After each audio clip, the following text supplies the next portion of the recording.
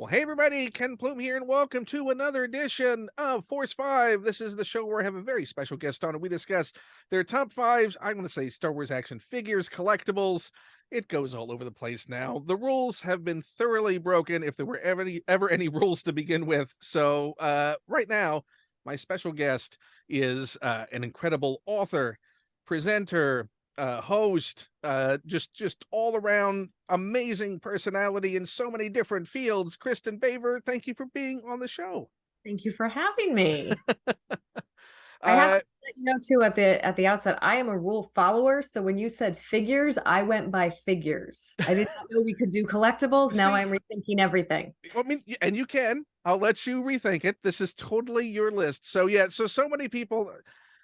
This was all just a means to have a conversation as far as a structure anyway, and a way to justify my own figure collecting. So Yes, if it's people for want to work. bring fun and interesting things on and talk about them because that's their favorite thing, I'm not going to stop them from doing so.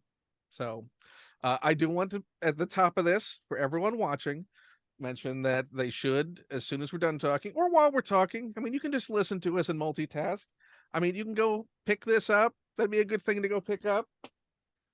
You can go pick this up too. That'd be another great thing to go pick I up. like both of those things. Don't go pick up this thing before you pick up the other two things. If And we also like that, definitely that's don't okay. pick up this thing before you pick up the other three things. So I just want to, at the outset, if those two things show up as a recommended, don't get them until you get that and I'm that. strongly in favor of all four of those things, plus the fifth one being the Art of DuckTales. So I would love if you picked up the Art of DuckTales as well, but please pick up my guest books first. This particular guest, the other, who knows if the other person may appear on the show at some point in the future. Regardless, his books are a little further down the line on the books that you should get in this. So I'm a uh fan. yes, it's you can say that. I'll say make sure further down the line in the books that you pick up. So you've done an incredible amount of things packed into particularly the last couple of years. How sort of uh, life-changing was the developments of the past couple of years from where your position was at just a few years ago to sort of now elevated as the host of the Star Wars show and these books coming out? And Yeah. does it feel different? Yes. Yes. My life is vastly different than it was 5 years ago, for sure. I live in a totally different state. I have a totally different job. I have a totally different focus. Uh, when people are mad at me, they're mad at me for totally different things than they used to be mad at me for, which Well, that's is good. It keeps it good. different. It keeps it interesting. You wouldn't want to get stale with why people are angry with you. No, no. But previous to working with Lucasfilm and on Star Wars.com and writing the Star Wars books, I was a newspaper journalist. So that's a way different kind of writing, a way different atmosphere. That's a Data, different enemies list potential that come out of that. right? And yeah, now I just get to talk about Star Wars all day, every day, which is, you know, living the dream, truly. And I know people use that sarcastically usually, but in this case, it really is just, it still kind of baffles me that that can be a job. And I have a couple friends who I used to work with at the newspaper who, so not like I'm having a rough day and I'll be like, oh, work is really taxing. I'm really exhausted. And they'll be like, your job's not real. There's not a real job. You cannot complain about this. I'm like, oh, right. It's true. But all jobs are a job. They all have Sure. challenges and We'll have the stresses. moments. So We'll have the no moments. matter how dreamlike they may seem from outside, I full well know that there are plenty of realities that are just as stressful within any type of, and a job is a job, no matter what. You have expectations that have to be. So could you imagine 10 years ago doing anything like this? I mean, what trajectory were you on Oh, or thinking 10 years ago sort of your path would be? yeah, 10 years ago. Oh, I've got a math now. What was it 10 years ago? 2012. 2012, I It's was weird because the whole past couple of years have seemed like 10 like years. 10 years, but also compressed into 1 year. It's just it's really hard to keep track. But yeah, 10 years ago, I couldn't have even imagined this would be a job.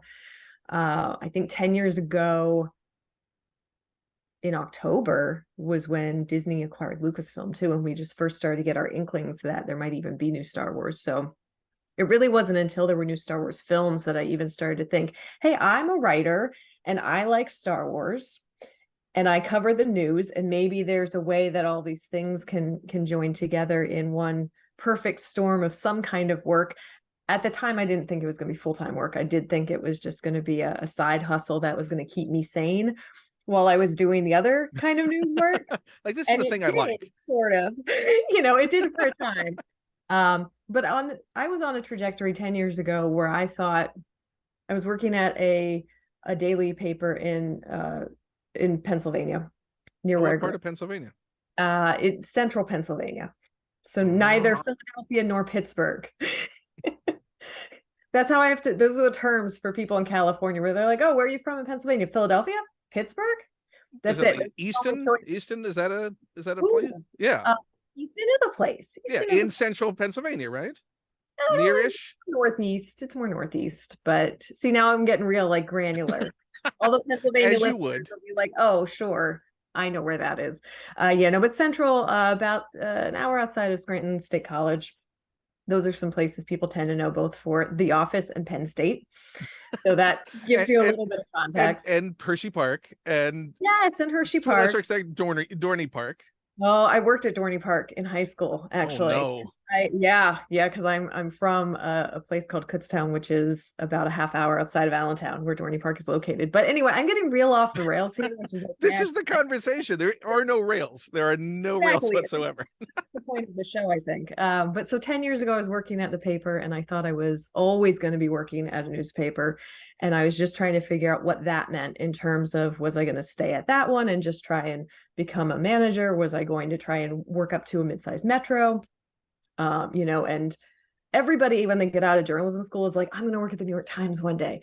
And so it's like you're always on that trajectory. Here I come. Exactly.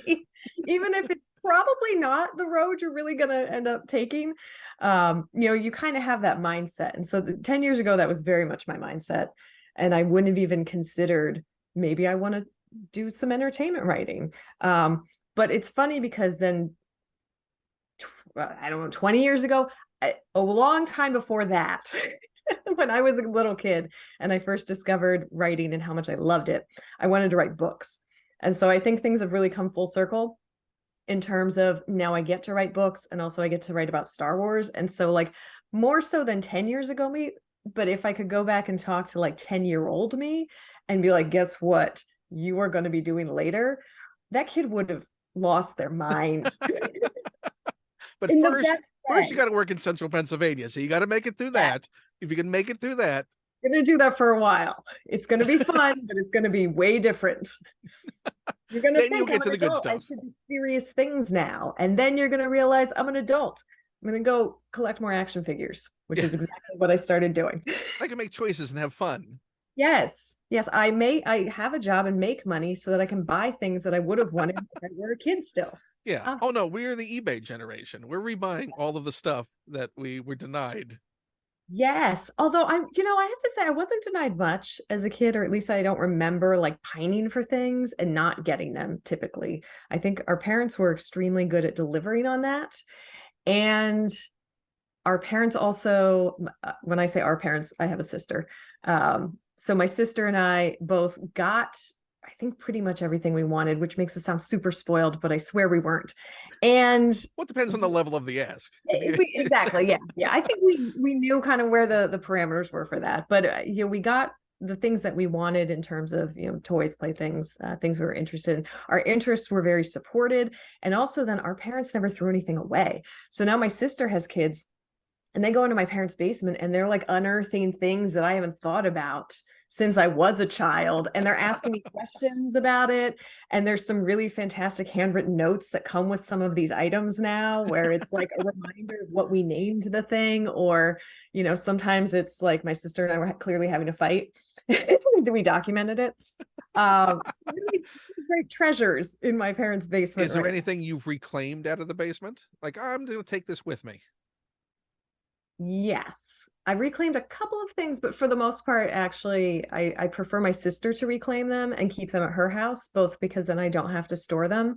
And more so because I like my niece and nephew to have access to them if they want to play with it. They play with a amazing number of vintage toys. Like my niece especially is super into original retro things, but like the not like a retro reboot version of it, the Right. actual thing. So like she Vintage. with all of my sister's vintage strawberry shortcakes and He-Man and all of that So they're stuff. completely time displaced when it comes to the toys that they're playing with. Oh, so I mean, they do have some new things, but yeah, super super time displaced. And it was funny because my niece is into 80s She-Ra, obviously, of course, what Yeah. 10-year-old isn't, and these days.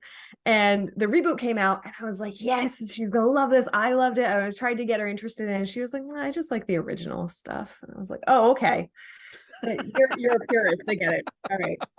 What have these toys done to you? They've closed your mind off. But it's funny because then like when she's getting toys from like the Star Wars of our childhood, they're Power of the Force, not the original Kenner. So she hasn't shown much interest in that yet. And I don't know if it's like, does she know maybe that there's those are the reboot and she just doesn't want anything to do with it? I don't know. I have to ask her after this call. Good questions, man. Well, why don't you send her some vintage versions of some of those I could, but characters? not the retro reboot from Hasbro because she'll just be like, no. this isn't, this I isn't see what you're trying to do. right. You're not going to fool me. No. No, you're going to have to dig into the bins and get some scuffed up Hans and Lukes. And So I don't know what this says about my sister and I too as children, but all of our stuff is in like really pristine condition still. So not super scuffed up. Well loved and definitely played with, and very rarely do I find something that's still like in a blister pack, and it's usually because for some reason we ended up with like 4 of them, and we didn't open all of them because we didn't need all of them. but you weren't burying them in the sand or We were not. We were very careful children. We had Barbie dolls, but we never cut their hair. Like we were raised very specifically to like take care of our stuff, and for some reason that message actually stuck, because I know a lot of kids are raised to take care of their stuff, and then they're still outside, burying Darth Vader in the sand. well, that's what the storyline dictated. So you really couldn't avoid. I mean, if that's where the story goes, he's got to go under. It's sorry, Vader. We were indoor kids. Well, I mean, you also are in Pennsylvania, so you had a healthy winter, so there was a lot of indoor time there. Yes, indeed. So what then would you say was like the first toy line that you really focused on that grabbed your attention? Ooh, that's a good question. Pre-Star Wars? Or it could be Star Wars, like just anything that was the first one where you remember this is a thing I want to have more of. I really like this property, this thing. Yeah, I think for me it might have been My Little Ponies. Though I'm woefully unprepared for this question. Not that you're going to be like wrong. That was not the answer we were looking for. I actually have a whole team of fact checkers from your old paper that we're good. Yes, my sister's on the line. She's like, that's not the answer. That's not what it was. Complete bull. She's lying to you right now is what's happening. No, I think it was My Little Pony, and a lot of my interest as a small child in toys was dictated by what my sister had, because she's 5 years older. So she had a bunch of things that then my contemporaries didn't know anything about if they were the oldest kid. You know how that goes with when you're. Again, that whole time displacement of. Well, wait a second. You weren't even alive when this came out. Why do you have an appreciation of this or these toys? Yeah. So I do remember vaguely, the He-Mans, but then She-Ras were my speed, and I love those My Little Ponies. I don't know why. I just probably because my sister had like this giant stable that you could store them all in, and like the little salon and everything. I don't know if I'm speaking your language with all this. No, I mean, listen, I know all those properties quite well. Okay. So I'm also a child of the 80s. So yes. Although I will say, long before I became a Star Wars fan or knew what Star Wars was, my sister had the vintage Yoda puppet from Empire Strikes Back. I actually have it close at hand, so I'm gonna reach for it because this is sort of like the hardish rubber.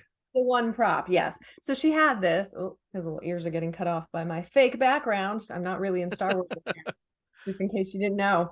So she had this, and she would I was just talking about this on Twitter, actually. She would silently make it nod at me. And I thought it was the creepiest thing. And I remember like vaguely being scared of it as a little kid and not knowing what it was from, why it was nodding, very disconcerted. So I think it's really hilarious that now like Yoda's become one of my favorite characters. I have this puppet, Well, but not the one my sister had because she wouldn't give it up even after I got a job at Lucasfilm. Refused to give me the just so toy. she still has it. She still has it. I cannot have it. I mean, her kids enjoy it, so I get it. But I had, I had to get my own from the eBay. No, Uh, this and sounds they're like it's like a next Thanksgiving, some kind of family gathering when you just like secretly swap the Yodas. She'll never know. She wouldn't. I Just think like in Indiana Jones, you're there with the little you're doing yes, the fast swap, I like it. but she probably has triggered some kind of trap that will then go off. I'm sure she has because we've even discussed it. So now she knows I'm like Oh, looking for she actively expects you prepared. then to She's do. prepared. Yeah. So who would be your heist team? Who would be Ooh, your real Rogue people, One? Who would you put together to go trade out the Yoda? real or fictional people? Your choice. All right. I mean, I'm gonna say Indiana Jones, obviously. He would But help he me. failed. Oh, well, he did, He he did did he something. did the swap. All that calculation. He did the swap wrong. But having done it wrong once, I think now he would be like, But oh we've no, also seen him in a lot of the other movies, and he does a lot of things wrong. that's true. Maybe Han Solo, not Indiana Jones. How about that? We'll do a little Harrison Ford swap. Uh, yeah, I think Han Solo and Chewbacca might be all I need for that swap for that heist. And Chewie just is providing the distraction. Distraction, if anybody needs their arms pulled out of their sockets, he's on it. He's in, ready. Well, I hope it doesn't come to that in swapping out the Yoda. Hopefully not, because that would make a It's really like, awkward listen, sis, you after could that have just Thanksgiving. given it to me. You could have just given it to me. It could have been. This is still another vintage Yoda. This isn't a recreation. The kids would have been fine. They wouldn't have said it was suspect at any. It would have passed their test. But no, you had to. No, no, it's funny. Like, I grudgingly respect this too. I'm like, yeah, if I were you, I would keep it too. But like, I had that like very kid-like reaction. I'm like, but no, I want it. When was the last time you saw it in person? My sisters? Oh, probably this summer. It's in active rotation at her house with the children. It would be Oh, I really thought you meant as soon as you walked in the door, like, you remember that? Look, I still. she just has it on her Yeah. shoulder and she's like, oh, this old thing. Oh, when it slowly nods as it. Right? It's just still nodding, but her hands are free. No one Yes. knows how. No one knows how she's doing it. Oh. So was that the reason why you got the one that you have for yourself as well? Because that was such a touchstone for you? Yes, it was because it was something that I grew to love and cherish, but never had the chance to have because so I was coming into my love of Star Wars closer to a special edition time frame. So we had so many Power of the Force figures. We did a lot of collecting in that space, but it really wasn't it was just before I think eBay really took off, or maybe at least before I had an awareness of it. So we really just didn't know where to procure things that were no longer in print, things that were no longer on the It was shelves. basically yard sales and flea markets. Right, right. Yeah. And we did do some of that, but it just wasn't as easy as saying anywhere in the world right now, someone can post this with the right keywords and I can find it and I can buy it and they'll ship it to me. Right. And within a You week or know, so, I might have this thing in right. front of me. Yeah, yeah, it became much more research. Although, to that end, just the idea of collecting action figures was so much more of a search and a mission back then, because you couldn't do the internet pre-orders, you didn't have the eBay options. I remember quite vividly going like store to store to store to store and checking all of the the pegs and Oh trying yeah, to the most you could do to streamline the process was call a store, and yes. maybe they would go check the shelf and maybe tell you. Yes, and I vaguely remember my parents kind of like negotiating with people inside some of the toy stores, like not for like a price or not to get something, but more like negotiating information, like, and when do you get those shipments exactly, and what day do you put them out, and like trying to figure it out so we could like be in place, I like in your description, it was almost like they were trying to Jedi mind right? trick them. I mean, a little bit, because I remember quite vividly the Power of the Force C-3PO on the orange back was one that we just could not find for, to my memory, it was like months and months of search. It could have been like, a couple weeks, a couple days. When you're a kid, time is But it's different. C-3PO. It's a vital character to have. Not only so vital, he's one of my favorite characters. One of my first figures was R2-D2, so it was just like this missing piece that I really needed to have this figure, and we just could not find that figure for so long. And then the other, rub is when we did find the figures that we were looking for, there's two of us. There's me and my sister. We're both collecting, so it's like you need to find two, or you need to really, figure out that negotiation of who's going to get it first. Can you share it? Is it the kind of thing, How often would you double up as far as getting two of them, and how often would it be a sharing situation? The goal was always, I think, to double up, but occasionally you could only find one, and Like the Yoda puppet. To share, like the Yoda puppet, although the Yoda puppet was squarely my sister's. I wasn't even alive when she got that, so I have no real stake to it. Like, I cannot claim any ownership to this item, but I grew to love it, and I'm sure part of that was also because I had that initial fearfulness of it, that then once I discovered what Star Wars really was and what it was about and how amazing of a character Yoda is and how playful he is, but also how wise, that then I wanted that touchstone, and then I loved it. But my emotional arc for that piece. So where does Yoda rank in your favorite characters? Ooh, easily top 3. Yeah, easily top 3. Above I'm not gonna have to rank characters, am I? I'm curious how much of an imprint. I'm vaguely prepared for ranking action figures. I am not prepared for ranking favorite characters. I'm putting you on so many spots right now. No, this is so difficult. I didn't know. I wasn't prepared. Yeah, no, Yoda easily top 3. How quickly were you able to get the Yoda figure in those waves that came? Because that was a hard figure to find around that time too. Yeah, I don't remember any of the challenges as much as the C-3PO one. I vaguely remember, because Yoda was still on the orange back, so that was the early. I think that might have been like wave 2 of that. Yeah, no, it came out pretty close to the top end of it. Yeah, I know we did have to search for quite a while, but we did succeed in getting 2. I don't remember if we got them at the same time or if one of us had to wait. And if I'm remembering, well, you have the puppet, I'm getting the figure. I'm getting right, yeah. Right. I don't know. I was the little sister too, so like, does the second kid ever really get to pull rank? But sometimes they say they get that favoritism, so it's true. That's true. But yeah, no, we got that one, and we got the Dagobah Luke, and he was in that little backpack, and because the backpack came with Yoda, right? And then the Dagobah Luke was separate. And I don't think you got a snake with that Yoda. I think that was something where they decided. He had a snake. I think he just had the cane. No. Yeah. Oh yeah. No lightsaber. Not even the necklace. Backpack. I don't think he came with in that version either. Or maybe it was molded into the. No, it wasn't even molded into the figure. I think it might have been molded into the figure, but it's been a minute since I've looked at that one. He was one of the few figures that weren't buff. I mean, even the C-3PO was buff in that line, and that's just disturbing. Listen, I love how buff everybody was in that first line. Like buff Chewbacca, buff Luke Skywalker. And as a kid, it didn't really occur to me like, that is not what Luke Skywalker really looks like on the films. I was just like, yeah, that's what action figures look like. Because, I've been playing with He-Man. So I thought, yeah, everybody's super buff. It's just style. It's fine. It was great that they made them so buff they couldn't fit in the original Kenner vehicles that they were re-releasing. Yes. Like, you couldn't get Han and Chewbacca in the Millennium Falcon cockpit because of how wide they were. They were just a little, they got swole in the years between. It's okay.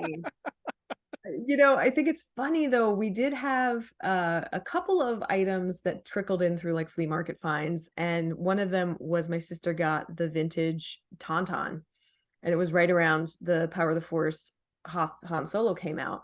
And we used to like jam poor Han Solo on top of this vintage Tauntaun trying to make that work, but with his little flip down flap to shove him straight down so he was standing in it.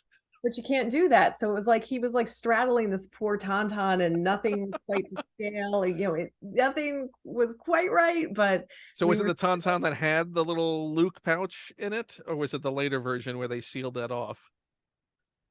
I think it was the later version where it just had the trapdoor at the back, but no stomach pouch.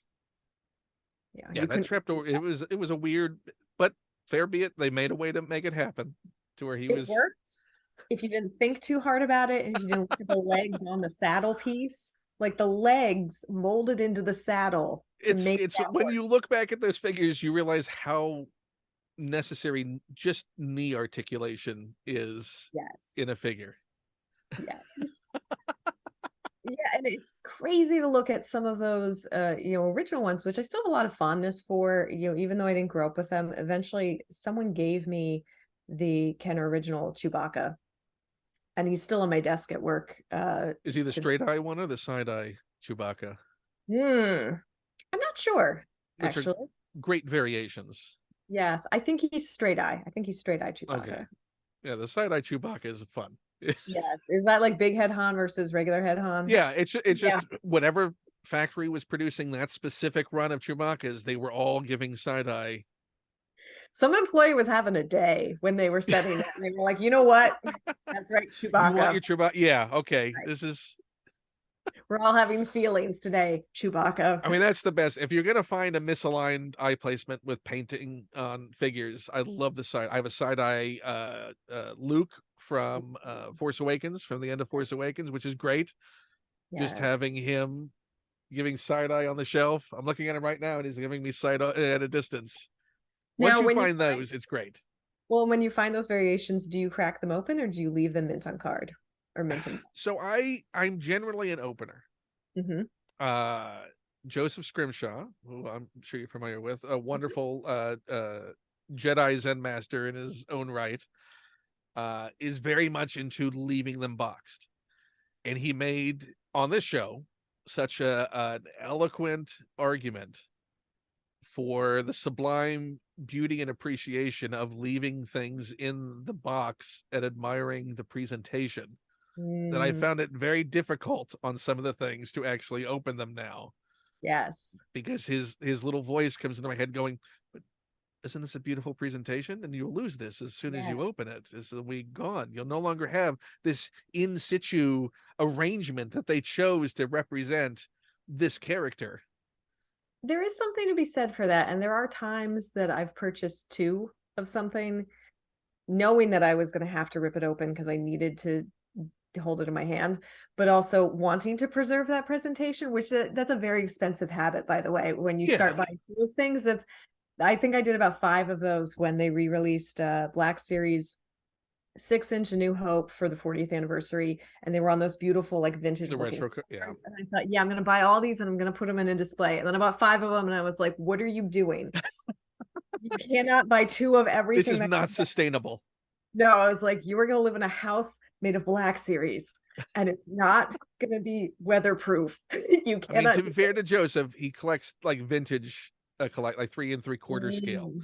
so it's slightly easier, but For sure. And there's also something to be said for and I'm of two minds on this too. If you find something still mint on card and it's like 40 years later, like there, to me, I find it delightful to open that up and free the item and finally, give it its purpose as as a plaything. But I also understand that fearfulness of, am I about to ruin this thing that it's been pristine and yeah, it's like maintained, object art that is before right? me right now, that exists Yes. as a piece of pop culture Yes. Yeah. that And has also that has lasted all the this long value. until Monstrous Me came along and decided it needed to be opened. Am I going to lose all of the value, all the intrinsic value, just so I can hold it in my hand? The answer is usually yes for me. But I recognize, why some Am I folks going to be might criticized by historians of the future for being, well, we found this massive collection, but it was all open. So ruined. So unfortunately, ruined. whoever owned these at the time ruined the preservation. Like, well, I'll pull. Here's one of the mentions I was going to make at the end of recent acquisition.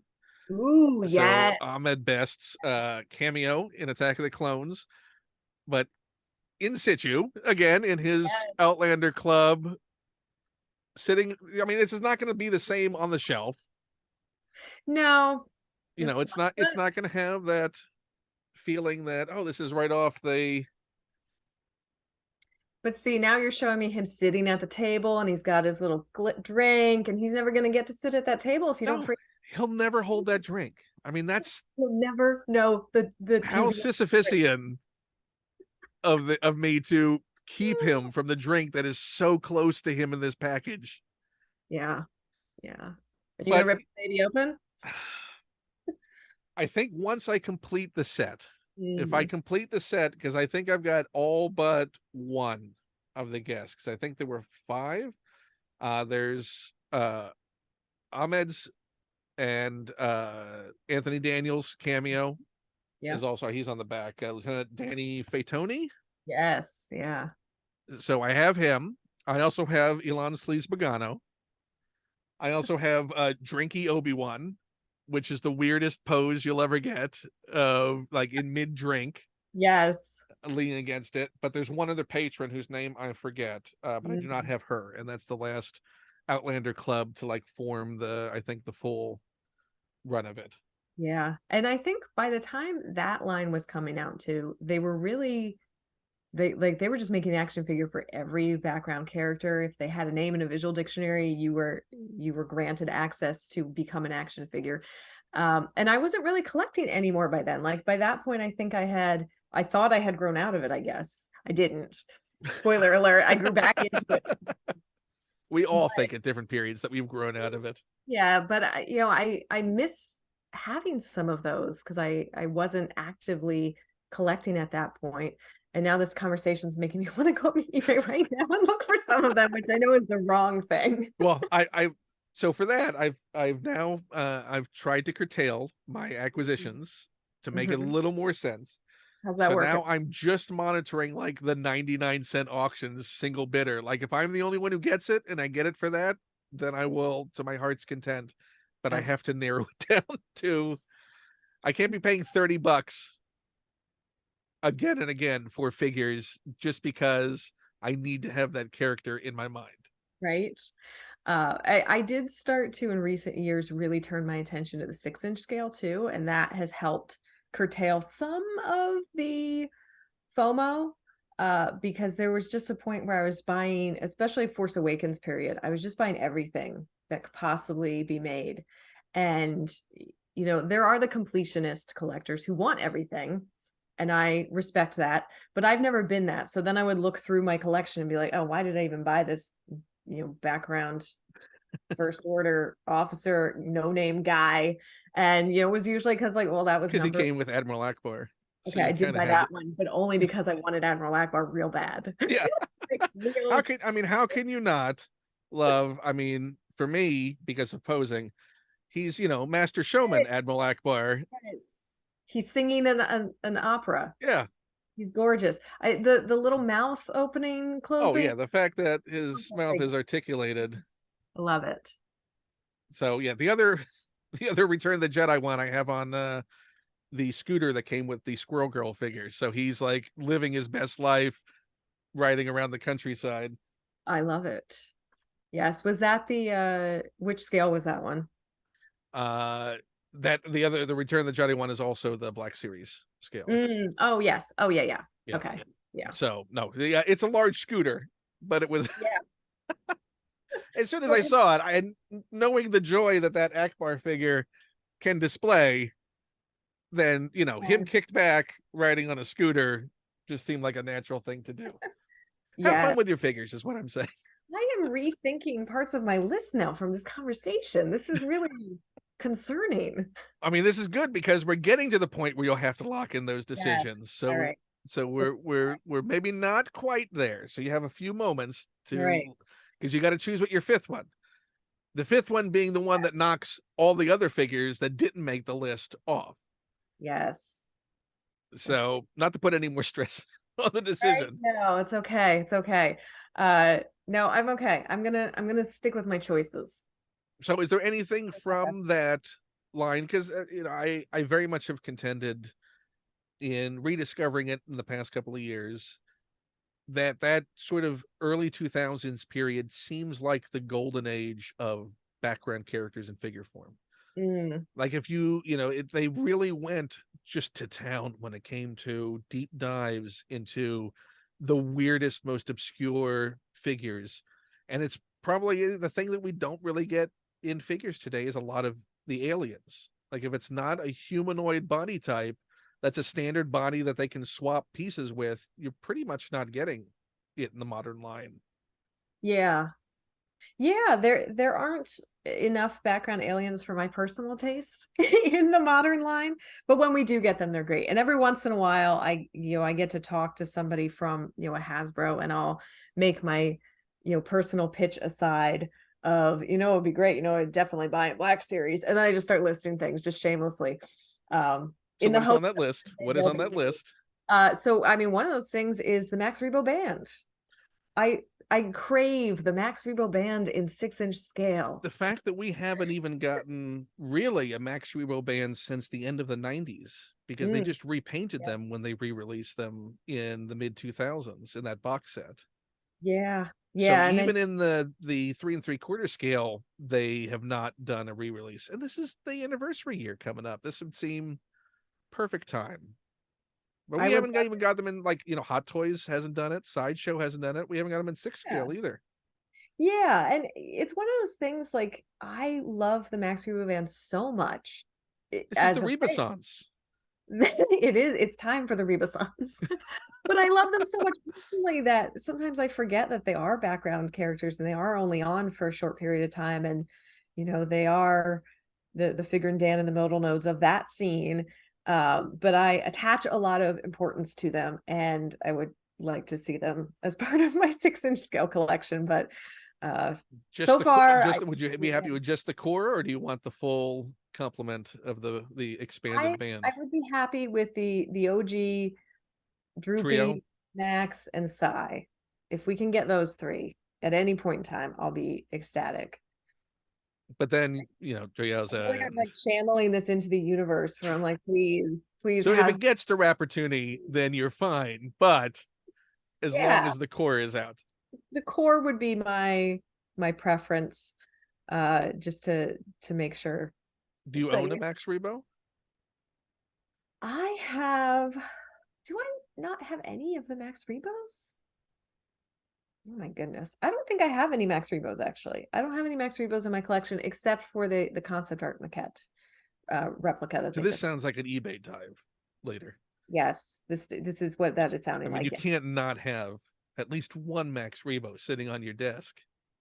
Oh no, that's not true. I do have the Gentle Giant bust Max Rebo. So Okay. I've got collectible Rebo covered, but I'm still just like waiting on that 6-inch scale action figure. It would be nice to have just them on their little bandstand. Right? And they just did Figure and Dan. Every time I say that name out loud, I'm just consumed with concern that I am not saying it right. But then I also remember we've only ever seen it in writing. I can say it however I want. It's okay. It's a Han hand situation, probably. But we just got those, so you never know.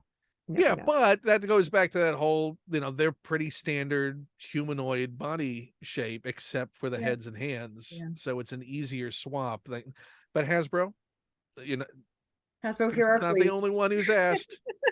Well, and to that point, because I did not actually buy them in the Black Series version this last pass, but because again, like I live in San Francisco in a relatively small place, I'm trying to be a little choosier about things, but then I look at my pre-order list and I'm like, well, there's 10 that I can say no to. So it's a very slippery slope. But I didn't purchase those. But I do distinctly remember when those were a mail away. Was that through the Insider magazine? I can't remember now who the mail away was through, but originally with the Was it Power of the the fan club? I think it was with the fan club, and you mailed away and you could collect And you got all like that. the bag of instruments that Yeah. came with each one. So you had like dozens of instruments after a certain point, the more you got. I can't remember that, or I don't remember that. I just remember needing all of them and then looking at them all lined up and being like, yes, this is just the same figure. but needing them all, like absolutely no regrets about that. But I think that is kind of from a toy selling standpoint, kind of a genius thing to be like, yes, we're going to make that whole band. Did you get a lot of the mail-aways at the time? Um, Because I think they had what? They had the Spirit Obi-Wan, I think maybe yes. was the first mail-away for the Power of the Force too. That was the first or the second. I can't remember between Figrin and And Spirit the of Bomar Monk was in there somewhere. Yes, I didn't get the Bomar Monk actually. I don't know if I'd fallen off collecting by then or what had Or happened. just took too many UPCs to get. It might have. And you Would had to you cut like up your cards. That was another thing that I was never a big um fan of. It's you like, because know, I'm a card back keeper. I will open, oh, but I same. am a card back keeper. Yeah, Yeah. this I'll keep that because there is a beauty in the artwork and the presentation, and also seeing that like KB Toy Store sticker, Oh, knowing how many toy stores are now non-existent. yeah, yeah. No, I kept all my card backs. I'm sure they're still in the box at my parents' house too. Um, and part of why we kept them was also because they had all the names and details. Because this was before, I mean, we had insider around the house because I was a card carrying member of the Star Wars fan club, and that came with an insider subscription. But other than that, we didn't have readily available resources. This was pre-internet in the house days. I think this was just internet was really kind of kicking off in general. And so You weren't if hanging out in the Star Wars AOL forums. I was not because I was a child. You weren't on Usenet at that point looking up.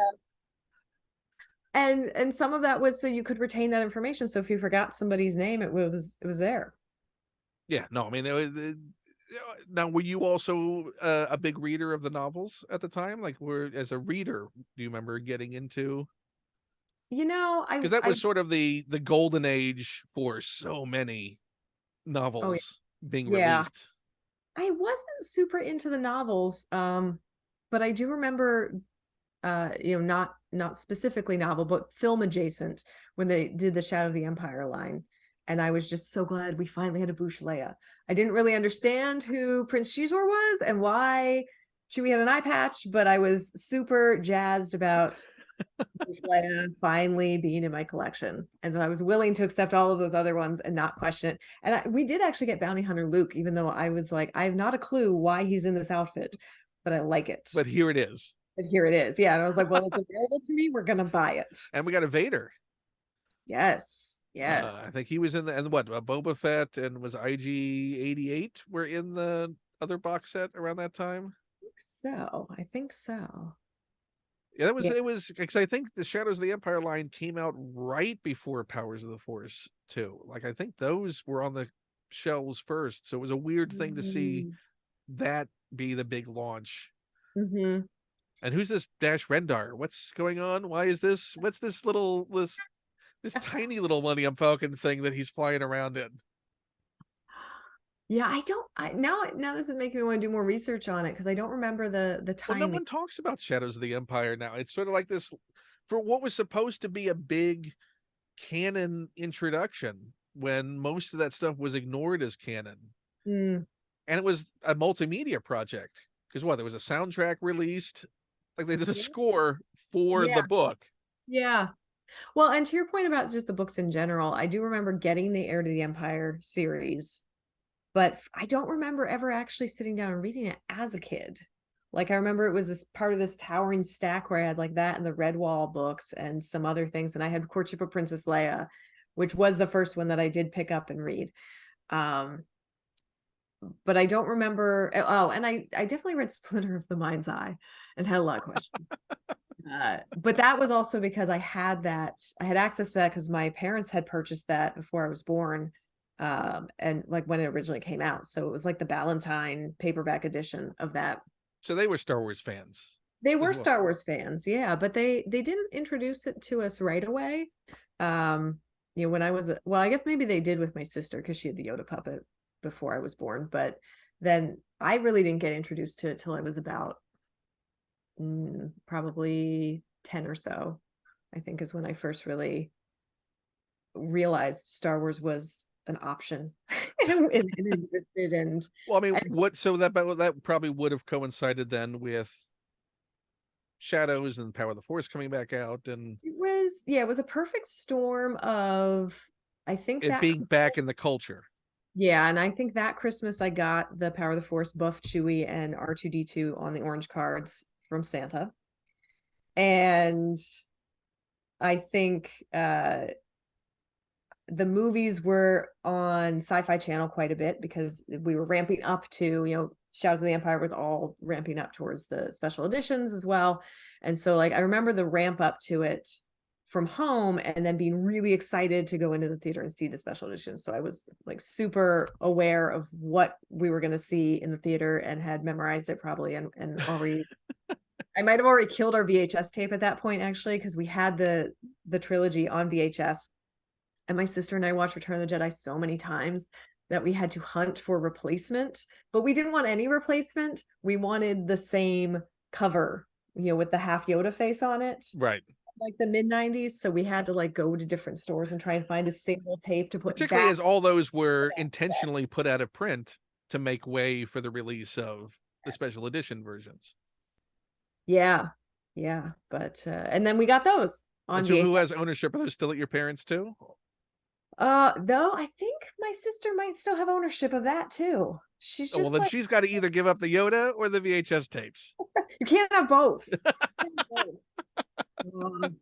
No, I did eventually snag one of the special edition VHS collections because we had two of those. Because I think my sister was a teenager at that point, so she was old enough to have the foresight to think, I'm going to move out one day and I'm going to want these. So she bought her own copy. And so then I was able to claim the other copy because no one's watching VHS. Now, weren't those the first ones released both in the standard and widescreen Yes, versions? we had the silver widescreen only. Again, a bit of purists happening. Yeah. Well, once you knew, once you went to theater and you knew what you were missing, exactly. Yeah, you need to know what's being cut off. you couldn't go back at that point. And eventually, TVs caught up. Eventually, it took some time. Yeah, it's a little odd with the letterboxing up until that point. So we're gonna go to your number 5 choice. Yes. We're gonna make you plant your flag, push off the rest from the aisle of top 5 who are scrambling to get on in your heart. This metaphor is gonna get more tortured. I know. Until you're ready to go. Oh. Is it difficult to decide what's gonna be the number 5 for you? No, because I thought I knew what was number 5, but now I kind of want to like push it off and just like go rogue and put a totally different one in 5 that it's not even on this list. It's entirely your choice. It is my choice, but no, you know what? I'm going to stick with it. So my number 5, we actually just talked about it a little bit earlier, but Power of the Force, Spirit of Obi-Wan, Mail Away. I love that figure. I distinctly remember getting all like the Lay's potato chips to get the little greasy barcode and then cutting those out and mailing them. And we ate so many chips that we ended up with like 4 or 5 of these things. I don't know why we kept getting them after we had the first 2. Probably just as an because you knew you could. I guess, yeah, because it's like we were talking about before. It was so hard to find some of the other figures that this one was one you could like control the process of. You just had to turn this in and like $1.99. It's not hard to find chips on the shelf. No, and it's not hard to convince a child to eat a bunch of chips. So you see how easy this or the whole family. Like it's a shareable thing. Was into it. The whole family was into it. But I really love that figure. My family still has a couple of those Minton box that I have now just acquired because we don't know what to do with them. But I love the simplicity of it, the sculpt of it. It wasn't terribly articulated. It was just kind of like this massive blue. It was like candy. It's like if you got a big piece of Obi-Wan candy. Yes, but without a stick. No stick. Just the candy. No. But the flattest bottom, like so wide. I mean, yeah, but like he stood up great then on a shelf. I can't remember now if he had an articulated waist or not. I don't think he. No. I think he's just a solid chunk of Obi-Wan. Yeah. Right? And who doesn't love a solid chunk of Obi-Wan? Yeah, no, but he's also in like sort of an action stance because he's still Power of the Force too. So he's Spirit Obi-Wan, but he's like ready to run. I think he's like pointing, like he's like ready to give you a talking to. This is one that is at my office currently and not in my home, so I cannot show you, and I cannot remember because it's in a box in that office. And I Well, the haven't. good thing is I can look it up right Yes. now, and through the power of awkward technology stacking, I can hold my phone up and I Yes. can show us in real time the power of the Force, Spirit Obi-Wan. So it looks like his head and his arms were Okay. articulated. So All right. let's see if Not I can. his waist. I got that part wrong. Uh, Is this oh, even my top five if I can't remember? Yes. Okay. Yeah. No, I'm no, remembering now. you did Yes, get you do solid. remember the pointy. He is pointy. Yes. Yes. But that's an arm that could move. Yeah, and just the face sculpt on this one is great. I remember vaguely that like you could shine a flashlight through it. We can all read your text now, Ken. I Yeah, hope well, that that was great. but you could like shine a flashlight through it and give it kind of a that Force Ghost aura. And there was just some joy in that very weird figure that I would not have thought as a kid I was looking for as an action figure, but then once it became available, I was super excited about it. Yeah, I mean, it was sort of just the idea, the concept of a mail away is something we don't get anymore today. That idea of trying to get all those elements together, working towards that, and then that anticipation of a thing you never knew if they actually got your Yeah. order. You just sent it out into the ether. It looked, It was there. You yeah. had this hope and faith that it arrived at some point. Then there was that always that nebulous allow 4 to 6 weeks, Oh, but yeah. that was a starting point from a point you didn't know what that would be because you never know when they received it. Yep. And so Yeah. all you would do is, I'm sure you as well, you'd wait and suddenly something would appear. Yes. Yeah. Sometimes long after you forgot, it was eventually gonna, like, you gave up. At some point I just gave up hope. Like, okay, Yeah. I guess we're not getting that thing in the mail today. We did. We did get that thing in the mail. But they It was eventually came glorious. in that little white carton.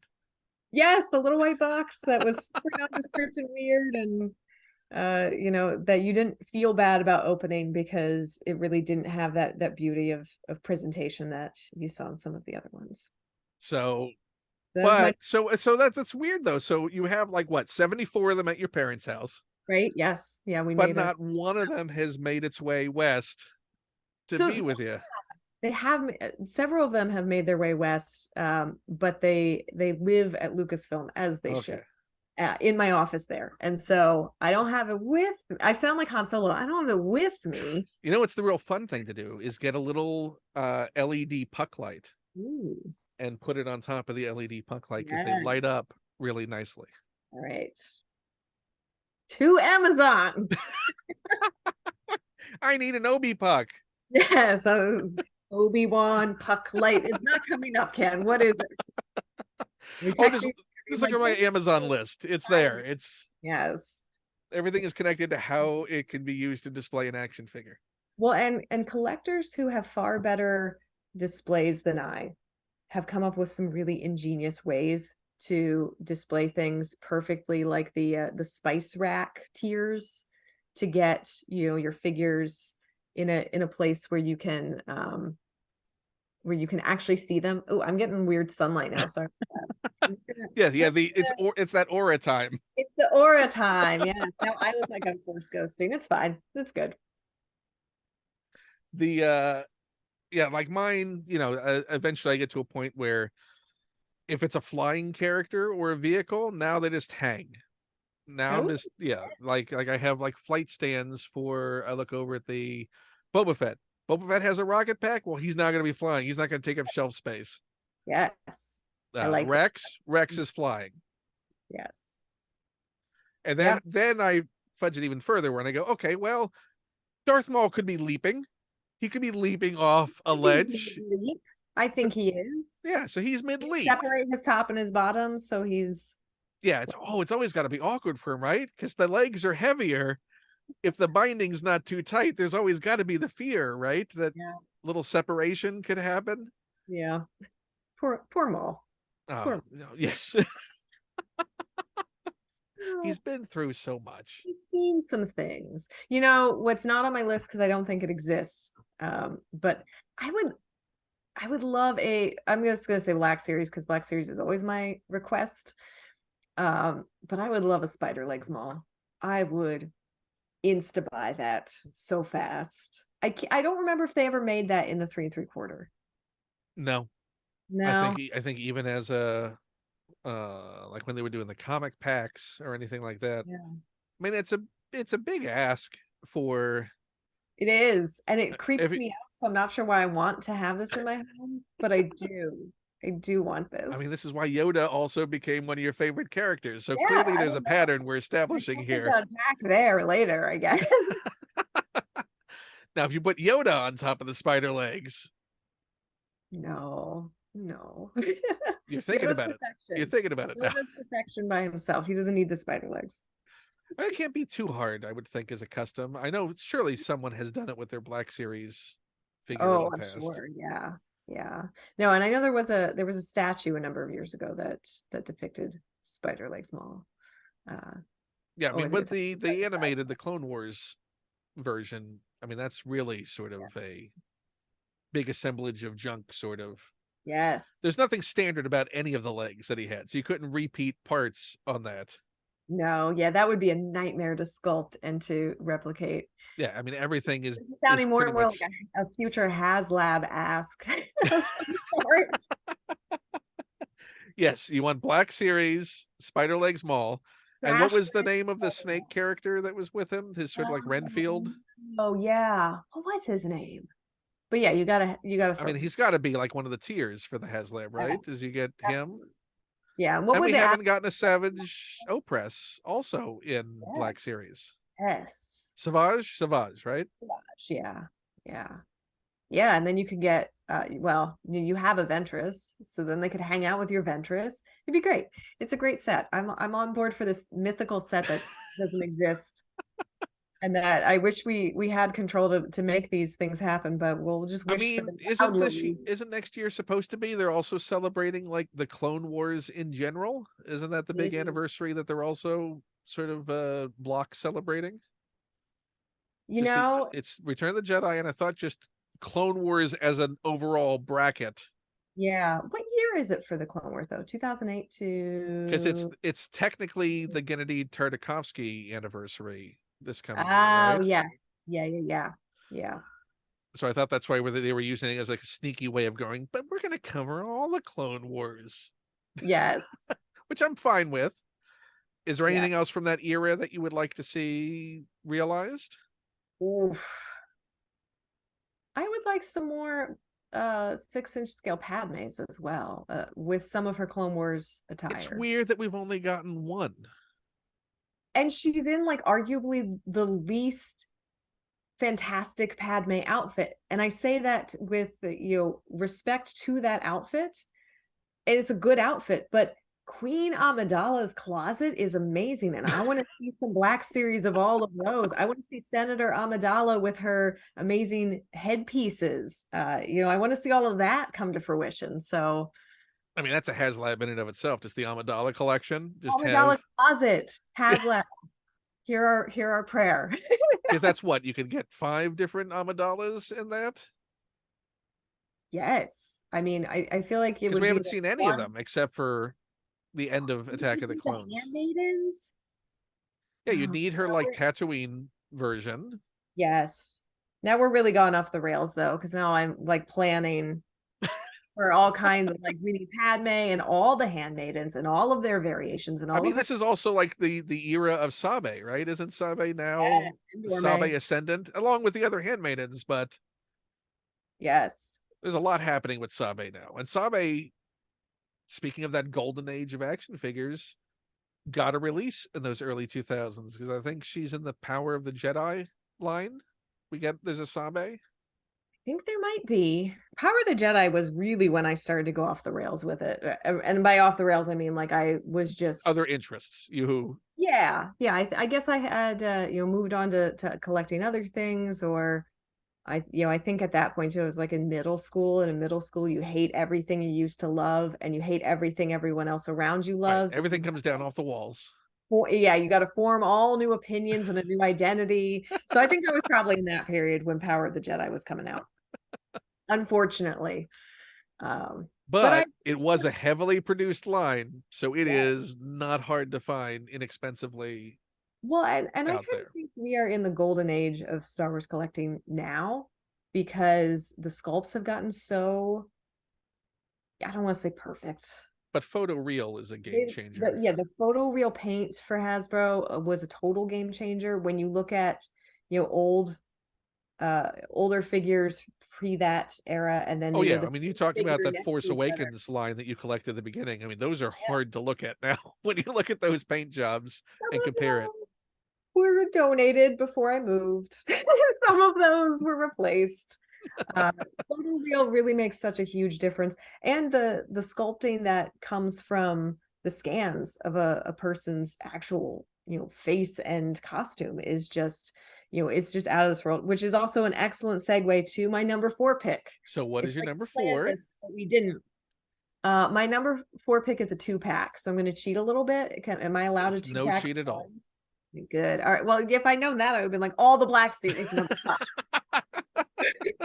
I might have overruled that. All right, you might have. But my number 4 pick is came out for the 40th anniversary of Star Wars Empire Strikes Back. It was the Black Series 2-pack of Luke and Yoda training on Dagobah. And this is also, it's one of my favorites because it's also one of my arguments in favor of ripping open your toys.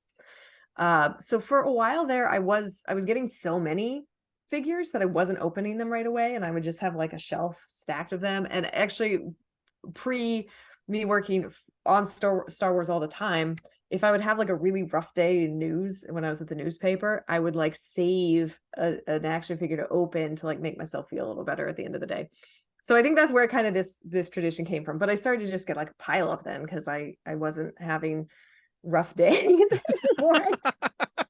So I just, I didn't need that This that place will little, be a lot more organized if my days were a little rougher. right. If everything was really bad, maybe I would open all this stuff. But so I had this in the package for a while, and then we were changing office spaces and moving offices, and I needed to really kind of pare down some things. I needed to pack some things. I needed to bring some things home. And so I finally opened this set, and I did not know that there was another head for Yoda inside of the box. It was concealed to me. I probably knew at the time when I bought it, but I'd like forgotten all of this. So when I opened it, could not have been happier to discover that Yoda could both, yes, There it is. his eyes closed, and he could be really feeling the Force and levitating, some X-wing not seen on screen, Or and sleeping, just napping. He's very old. Or sleeping, but definitely not sleeping like in Return of the Jedi, just actual napping. No. There was no loss of bodily composition during No, it. this is an Empire Yoda. He's fine. But I love that set, and part of it probably was that it brought back so many of those fond memories I had of having the power of the Force buff Dagobah Luke. He doesn't need train. Look at him. Look at him. He's fine. But it's not about physical strength. Well, that's true. That's true. But collecting him, and then collecting the Yoda with the backpack, and then putting them together and having them go off on all kinds of adventures. So having that 2-pack, and just it's like that moment in Ratatouille where it's like I opened it and then I was like 10 years old again, but holding it in my office, just like I was a kid again. And it also just speaks to my love of Yoda. And that film is my favorite Star Wars movie ever, still to this day. So I think there's just like it's hitting a lot of notes for me. It's checking a lot of boxes. It's why it's number 4, because there were a lot of Black Series figures that were high contenders for me, but I didn't want it to be an entire list of Black Series. And but it could have been. I just want to say it could have been. I didn't dictate it couldn't have been. Listen, we could force 5 Black Series Leias. We could force 5 Black Series in general. We could force 5 all kinds of things. This was broadly Star Wars figures. I made the executive decision to not make them all Black Series and to really have some more thought behind it. So that was Well, it does sound like a nice emotional bookend. Did it feel when you had it in your hand sort of like almost a catalyst to like reinvigorating? Oh, this is why I love these things. This is No, I already knew why I loved these things. So I think what it catalyzed was it reminded me, yes, always just rip those things open the minute you get them. You don't know what's inside. It yeah, could be, Joseph Scrimshaw. Just yeah. Sorry, Joseph, if you're listening, no shade, you do you, but I'm gonna just rip them open like a like a just like with all of the violence and glee that so comes. is that because you had two heads? So the Yoda does come with two heads. What is the display head you have right now? Is it the contemplative, sleepy, using the I Force do head? love I like the closed eyes using the Force hand outstretched. I So love he's that. not in, is he in the backpack right now? How do you have him Not in the displayed? backpack. He's off by himself currently. So Luke is off handstanding, or I think Luke might be in a box, actually. I oh, so know, like Luke got Yoda's put doing back his in the own thing on box. Dagobah. Luke, I was like, you could have stayed in the box. It's fine. Well, I still questions, why isn't he buffer? Hasbro, why isn't he more buff? Yeah. Well, again, you're not helping him by leaving him in that box. He No, could be that's true. handstanding He's this not whole doing time. any Jedi training at all. No, I should get him out and handstand him, and I really need to work on more displays in this new year and putting more of my figures out. But I also have a tremendous That book. sounds like a feature in the making of It you could. working out your displays. I also just have a tremendous book collection though, and other things, and so it's hard to find enough shelf Well, space you know sometimes. what? If you have a lot of books, books make great shelves. Books make great shelves. All right. I feel like that's just a pile, I Ken. mean, well, That's no, it's curated. okay. All right. It's a curated pile, but yes, But if they're just sitting there on a shelf until you have to access them, they could be performing another function. that's true. That's true. Yeah. So But I will send you some. I will post some photos later on social okay. media, Okay. and you can see the extent of stacking. It's good that I don't access the books as often as I have to, but it is an entire thing when I have to Yes. get a certain Yes. book out. But I do have the joy of seeing a lot of things on display in the Yes. interim. So Yeah. True. it is a bit of a trade-off. But how often on some books that you have, these are books I like to keep and love to have in my collection, and I may look at one day. You might read How that. how often in the course of a year do you actually pull those books off the shelf? There's That's certainly a true. lot of ones that are very much just shelf warmers. That's true. And I do have my books I intend to keep, but I don't regularly pull off the shelf. And then I have my Star Wars reference library, which I use frequently, Constantly. Right. shelf. That's its own bookshelf. And then that's also on a second bookshelf now because those things they're like tribbles. Star Wars books just uh, I know you're adding to the problem. I am. I'm here to help. But yes. Uh So yeah, uh so have those deep storage shelves. yes. Be a little more functional on All that. right. So I'm just saying, handstand Luke at the very least, even if I he's on a do. kitchen countertop, just also, TVs, the bevels on TVs and monitors are thick enough. You could attach a figure to the top. That's true. That's true. So he needs to be doing his force handstand somewhere. I think he probably got knocked off too because I had limited space. So Yoda, yes. Leia in Hoth gear from Black Series with her little goggles, yes. She's not on this list actually, but yes, she made the desk.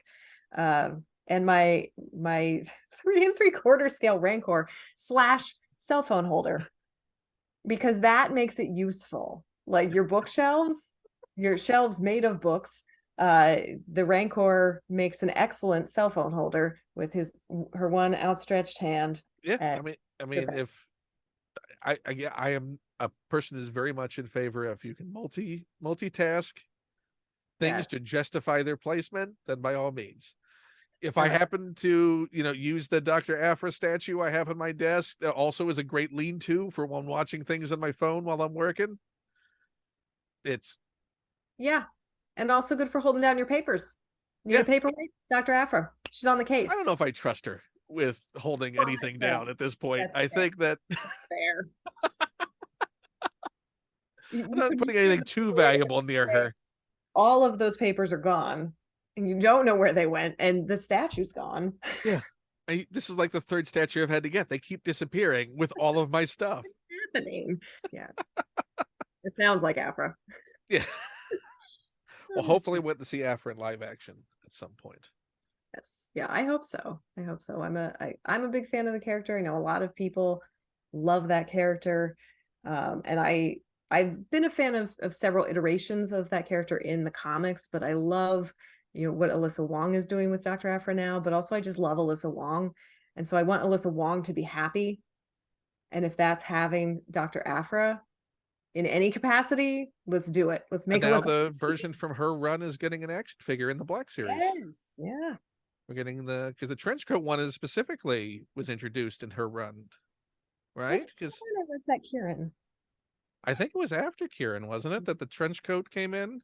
Because she was in the short sleeves for a long while. Yeah, that's true. That's true. Do you have the Afro Black series? Did she make it into the collection?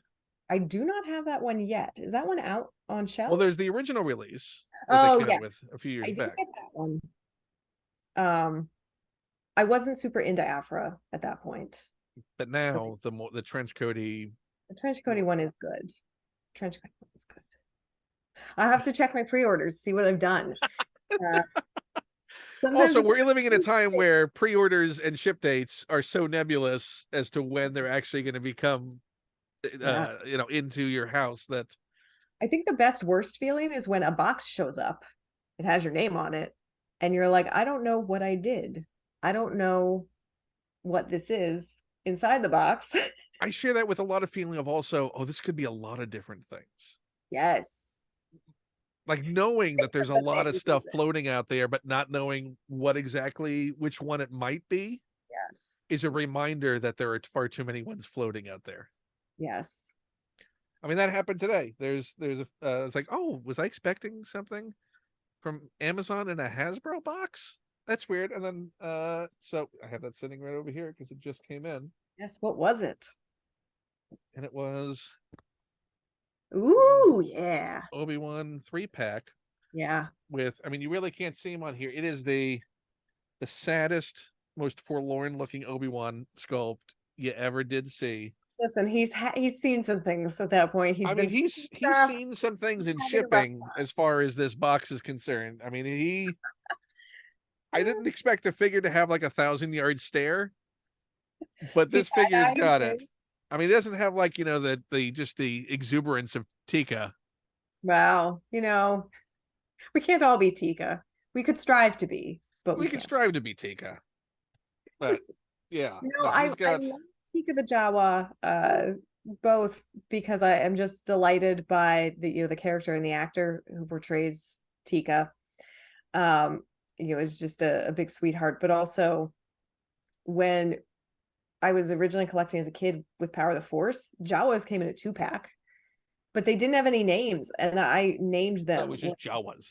Exactly, but so like I named them, and so like somewhere in my parents' house is a baggie with my Jawas in it, and then their name on like a piece of masking tape, and it was something really like silly and alliterative, like Johnny and Jerry Jawa. Like it wasn't good. It wasn't Star Warsy at all. I kind of want to hear the tales of Johnny and Jerry. Jerry Jawa. Jerry Jawa has seen some things. But they needed names. I felt very strongly as a So child. when there was a 2-pack like that, did you There's get two one of those and you and your sister each got a Jawa, or did you get 4 total because you each got a 2-pack? We got 4 total because they were different size Jawas. Like we couldn't make that decision. Who was getting the taller Jawa? They would have been a fight. No, my parents were very good at just buy them both the same thing and then you will not have a fight. Oh, yes. He's seen some things. Yeah. I mean, He's blurry, but I can tell. he's certainly seen some things even in the photo they chose. Well, he sure has. That's the no photos Obi-Wan. That's, yeah. This is whatever the Tatooine TMZ. Probably still TMZ, but the T is for Tatooine. Yes. Say no it. paparazzi. Yeah. But the Tika is great. The only, I wish you would have come with a little Skyhopper. Oh yeah. Toy, which seems like a missed opportunity. It's a good one. So you have Tika in the Black Series. Definitely got that one. That was the Target exclusive, right? Yes. Yeah. And then also the Obi-Wan. The Thibodeau station. I think he's seen less things. He seems a little happier about it, honestly, than that one. Yeah, no, I mean the one from Black Series. Maybe it's one is like the start of the workday, and one is the end of the workday. Like this is an Obi-Wan that just wants to get some sleep and is exhausted and has been cutting meat all day. And knows that he's going to go home to another evening of not being able to communicate with Qui-Gon. It's going to be is watching Luke fall off of things. Yeah. My head canon. Luke, yeah, just he's so clumsy. Like the training would have fixed that. This is the chosen one, really. Oh, you think I would have learned with the first one? He didn't. He did not, though. I love the Obi-Wan Kenobi series, and I love the way it explored more of the relationship with Obi-Wan and Leia, for sure. Spoilers, sorry if anyone listening hasn't seen it yet. Spoilers. But also at the end of it, I thought, after all of that, and he's still gonna think Luke is the one he should train. Yeah. Really? Yeah, no, I mean, I love cut to Luke falling off a box. Right, yeah, because he's pretending to fly because he crashed. Uncle Owen, it happened again. And it goes back to that great From a Certain Point of View story for The Empire Strikes Back, where I think it might be Claudia Gray wrote it. I can't remember right now. But it's like Yoda on Dagobah thinking about things and like wishing that he could train Leia instead. And now I'm like, yeah, I get that. I see that. I see that for both of you. But anyway, I imagine the conversations between him and Obi-Wan. Do you think there was a lot of just recrimination and just gentle chiding about picked wrong?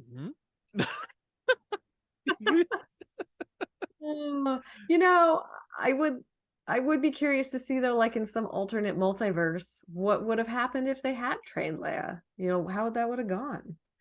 Because while she's a senator at 19 and like running things, and super accomplished, and Luke is complaining about going to Tashi Station at the same time. They're in very different places in their life. Yeah, there's a slightly different maturity level between the two of them. Maturity levels. Not their fault, just circumstances. I mean, and Leia had actively been involved with like missions since what, at least 14, 15? How old was she in Rebels in that appearance? Younger than that?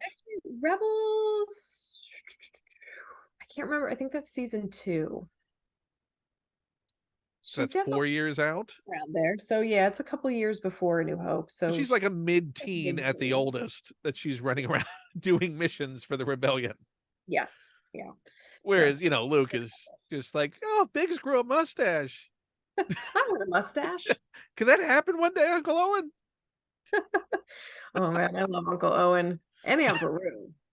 That was great. I mean, yeah, it was great to see that fleshing out and actually making a full character out of Beru.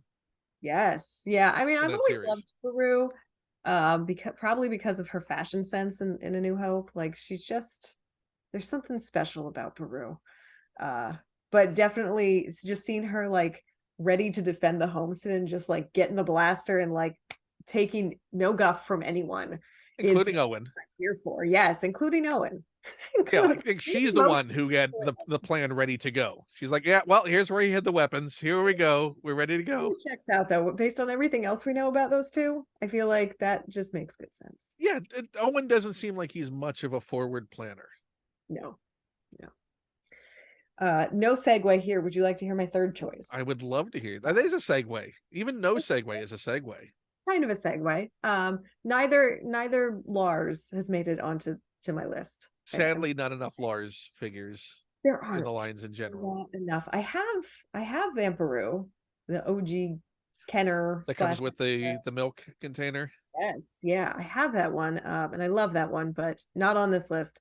But another Tatooine, if not resident, at least a visitor who I'm quite fond of, is Power of the Force Momana Don. Is Oh, that how it's pronounced? he's I don't know.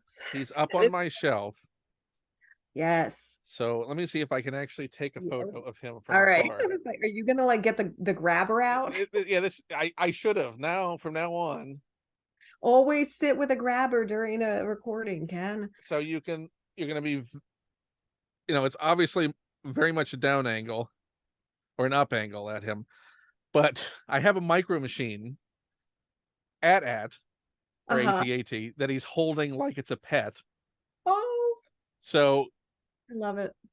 Oh, that's good. That's real good. so Okay. it's like him and his dog, Yes. and there's my the I get beautiful alien figure from. Beautiful sculpt. Probably, I mean, I was like many kids watching and rewatching and pausing and looking for background characters and looking at all kinds of things. But I don't remember really being cognizant of that character beyond that brief appearance until I had that figure in hand. And then I just loved him.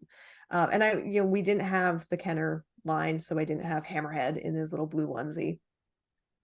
So this was the first Hammerhead type figure that I acquired.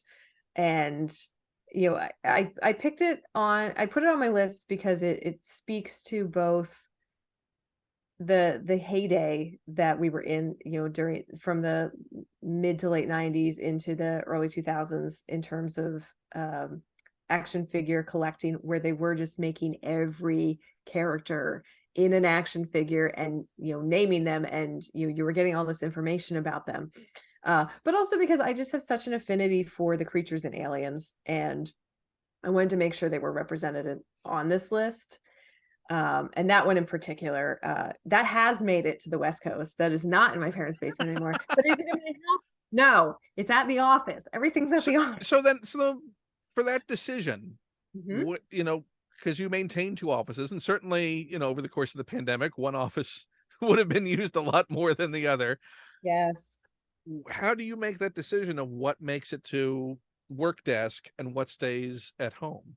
Yeah, it's a great question because part of my job is hosting This Week in Star Wars, and because we have toy shelves back there, uh, sometimes I have things at work so that I can more readily access them to use on the shelves there.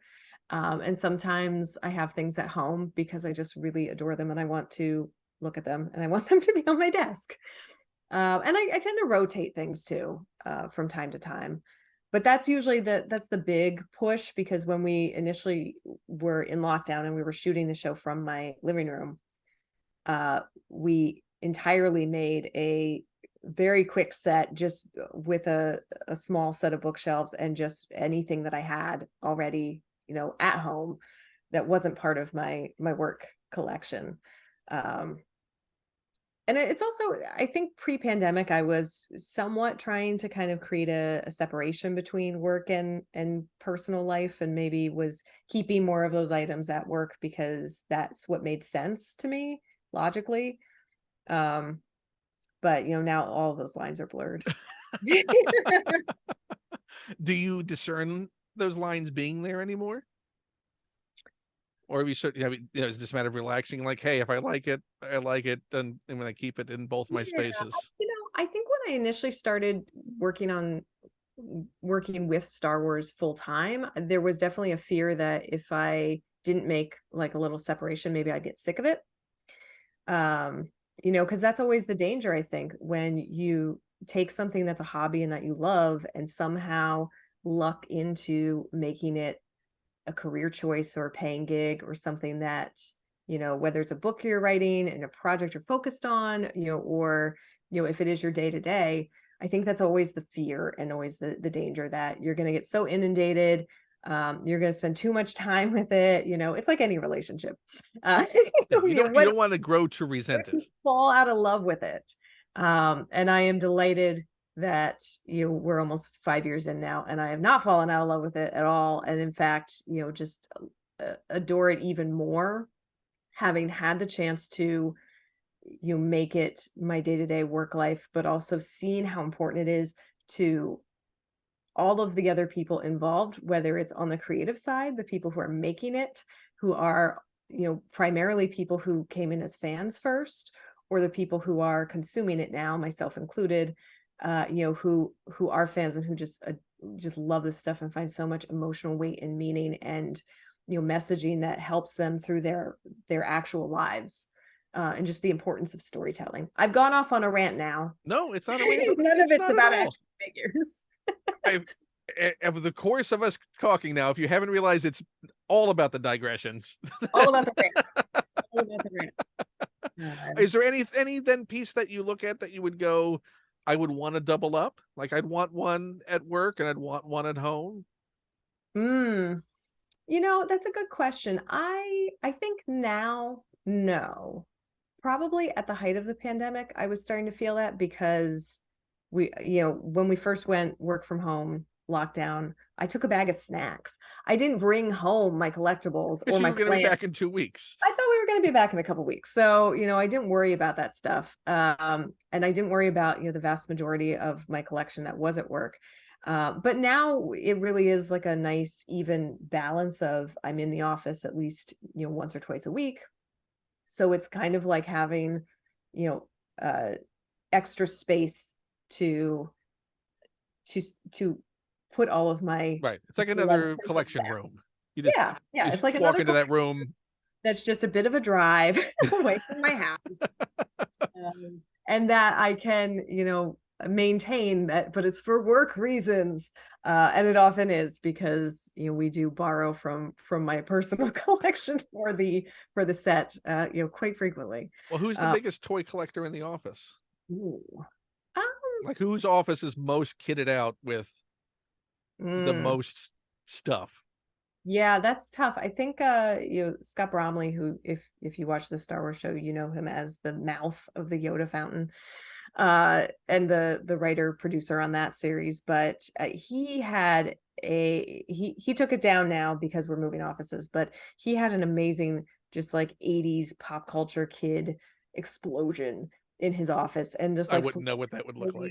I know, yeah, you wouldn't know anything about that kid, but if you can imagine if you will. Tell Scott high five. And just everything that he loved. Actually, not a lot of Star Wars things in there to my recollection. It was a lot of other pop culture items. So it's funny because like he took it the opposite direction that I took it then, where I was like, oh, my Star Wars things, they'll go to work. That's where Star Wars lives. But he was like, I'm just gonna put my Star Wars is everywhere else here. Right. Yeah. But there's a number of collectors in my office and just in the company in general, I think, where actually you held up his book earlier, but my friend and fellow author Phil Shostak is a big Black Series collector. Do we have to promote his book again? Is that a thing we have? Do we have to? And he gets me into such trouble sometimes because that doesn't sound like anything I've heard about being Phil at all. Is that... Right? But he's so on the spot with pre-orders that he'll be like good trouble. He's good trouble, but he's like the enabling kind of trouble where he'll be like, okay, at 10 a.m. this is going live. You're not answering. I pre-ordered you one. Do you want that? And like that's good friend looking. It's coming anyway. Right. It's like it's coming, you can decide later. But then the answer is always yes. So like I've definitely gotten figures now and then like owe him for so many figures. We have like transactional trades where I'll like go to a convention and get the Super 7 Picard where he's half transported, right? Just at New York Comic Con. Was it New York? Yes. And so I was like, okay, like he wanted that. I was like, okay, I'll pick that up for you. And then it's like the handoff of like, here's this, what Black Series do I get? Okay. It's like a swap meet. It's great. Where do we stand on the tab? Yeah, I owe him 2 currently, actually. I know where we stand on the tab. But somebody's got to keep track because there is just so much happening. But it's really good to have friends like that if you are a collector. Like it's essential to have people looking out for you because there's so many things I would have missed out on when they just sold out, or I was busy, I was in a work meeting, or I was in a shoot, or I just wasn't paying attention to what day it was. And he like sets alerts, like he is ready. So that's fantastic for me in like a secondary. So Phil's your action figure app. What's that? He's your action figure app. Yes, yeah, that's a very polite way of saying it. Yes. He just every once in a while go, "Hey Phil, are any figures coming out?" Right. Calculating. Well, and it's great because sometimes to avoid just like a massive tab, I'll just be like, just send me the links and I will pre-order them. And then I'll think about my decisions. And then I'll see if I really want them later. Because, like there's always that rush too when things first go for pre-order where like I feel like I need everything. And then sometimes after a minute, I'll be like, well, I have like 6 of this character already. Do I need this repaint? Right. Do I actually want this? And I'll start to kind of is this just going to sit in the box? Right. Yeah. And then I'll start to kind of maybe I'll trim it down a little bit. Although but then Phil will go, I ordered an extra one because I figured you would decide you didn't want to get it, but you would decide that you should have gotten it later. So and there have been times where he's like, well, I think you might want this one, and I'll be like, oh, I don't want that one, and then it shows up and I'm like, oh no, I did want that one. I didn't know. It feels like I ordered 10. Don't worry, I got you covered. It's fine. It's fine. So good to have friends looking out and always keyed into that.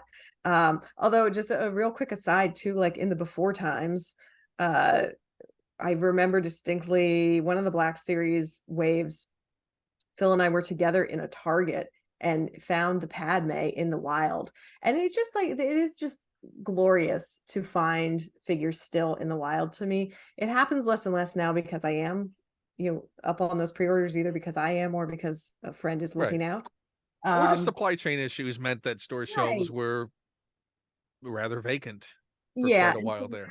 In the last couple of years, it seems like by the time I see it on the shelf, if I wanted it, I already have it in hand, so it's less of a excitement. But we were in a Target and we found it, and he was so excited, and then I think like felt a little bad, and it was like a throwback to me and my sister where he was like, do you so want there was only one on the shelf. There was only one, but he saw it first and he was so excited, and I was like, you know what, you have that one, that's okay. Later you can stop crying, Phil, it's okay. Fine. Yes. Yeah, it's like, dry your tears, it's okay, I'm not going to fight you for it. And then I elbowed him in the face and ran to the register and and he's like, not again. Why? Yeah, it was Habitat Kids all over again. That whole fiasco. No, but there's still something delightful to me of finding them in the wild. And so like, while I love the pre-orders because it does help you keep your collection where you really want it to be ideally, it's less fun sometimes unless it's 6 months have gone by and you've forgotten what's in the box. And then it's fun again because you're like, I don't know what it could be. Of course, sometimes I open it, I'm like, it's laundry pods. That is not fun. Okay. That back. But I clearly supposed to be Andor. What is going on here? Yes, I was expecting Cassian, but all right. But yeah, I still really love that excitement though of going in the toy aisle and seeing what's there. And now you're doing shows again. I mean, Celebration was sort of the return back to shows proper. Is there anything from any of the shows this year that you picked up that you saw and you're like, I'm gonna get that? You mean like at Celebration? At Celebration or San Diego or any of the shows that you've done this year that you Oof. Outside of getting Phil's Captain Picard. Well, I got one for me too. Okay. He and I have some different tastes in collecting, but there are definitely things where I know like it's a one for me, one for you situation, because if there's overlap in other areas. Show it, and then there are the tears. Then I'm gonna have to deal with that. So we don't want. I can't upset. Why did you even let me know? Right, I can't upset the person who's like in charge of buying 75% of my Black Series right now. Okay. Like we got to Yeah, keep never upset your Black Series dealer. No, exactly. We got to keep things happy there. I'm trying to think. I got some really cool Celebration exclusives from the Celebration store, like that Dex's Diner sign was just like the weirdest, like didn't know I needed this, but as soon as I saw it, I was like, I absolutely need it kind of purchases. But now you need a Black Series Dex to go with it. Yeah. Yeah. Hello, Hasbro. This whole podcast is just like entitled Hello, Hasbro. Here's our wish list. Yeah. Well, that's actually the subtitle on the show. Yes. Yeah. The subtitle of the show is Please. No, and I know several people who would love a Dex of any scale. I know they've done 3 3/4 of him, but which is probably one of the high watermarks of the action figure line. absolutely. I mean, the sculpting on that is incredible. Yes. Speaking of another one I can reach over. It's nearby. Without toppling everything. It's no Mamana Don, but we'll accept it. Yes. Yeah. Yeah. And just his little accessories. Like it's I mean, he comes with the dart. Yes, of course he does. So and I like the grease placement on his shirt too. Like there's a lot to love. There's a lot of, I mean, the fact that his pants are sliding down and back, that there was that attention to detail. Yes. Yeah, if you get a chance to get a Dexter Jetster. See, I feel like talking to you is going to be expensive for me. I mean, come on. Any less than talking to Phil? No, you two are expensive. You two are very expensive. I'm saying this is an easy eBay purchase. This isn't a $30 Black Series figure. eBay, yes. Oh my goodness, yeah. The and Black what's sad is I actually have 3 of these because I couldn't pass up. Well, I got one, and then I had already been infected by Joseph's beautiful statements about not opening, so I left him in the package. But then I found a second one that was under $10. Need it. And so I had to open one. But then I found a third one that was loose that was $5. So I was like, how can I pass up just getting another Dexter, just to have another Dexter? Because I mean, you can't have too many, right? No, you can't. So, and that's actually a great segue to your number 2. My number 2, the beauty sometimes of finding something loose. So number 2 on my list is the OG Kenner Jabba the Hutt. I love him. Part of that's as much as Diego Luna loves Jabba. No. I don't have as much curiosity about touching Jabba as Diego did during the Rogue One promo window. But I love this figure, and part of it is that, so as I was getting into Power of the Force, it was pre-special edition. They hadn't made a Jabba yet. The Jabba they would make was the special edition version, where he looks a bit different than he does in Return of the Jedi. Slightly younger, in slightly more svelte, I think, too. Like he's got more of a teardrop. Yeah. Yes. Yeah. And he's forward facing too. And I don't remember when I got this one in relation to that, but so this would have been like a flea market find. I distinctly remember feeling like holy grail with it, because I was like, oh my, I didn't even know this existed, and here it is, they have it. And you can't buy this anymore. So I got it. It was loose, it was pre-loved.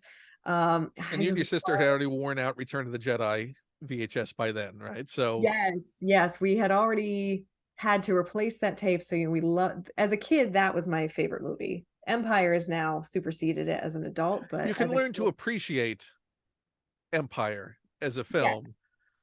Well, but there's something about the simple just loving Jedi as just, I always differentiate, there's films and there's movies. Well, and as a child, I loved Jedi because, for all the right reasons that a kid loves Jedi. It was fun. It had a satisfying ending. People were happy.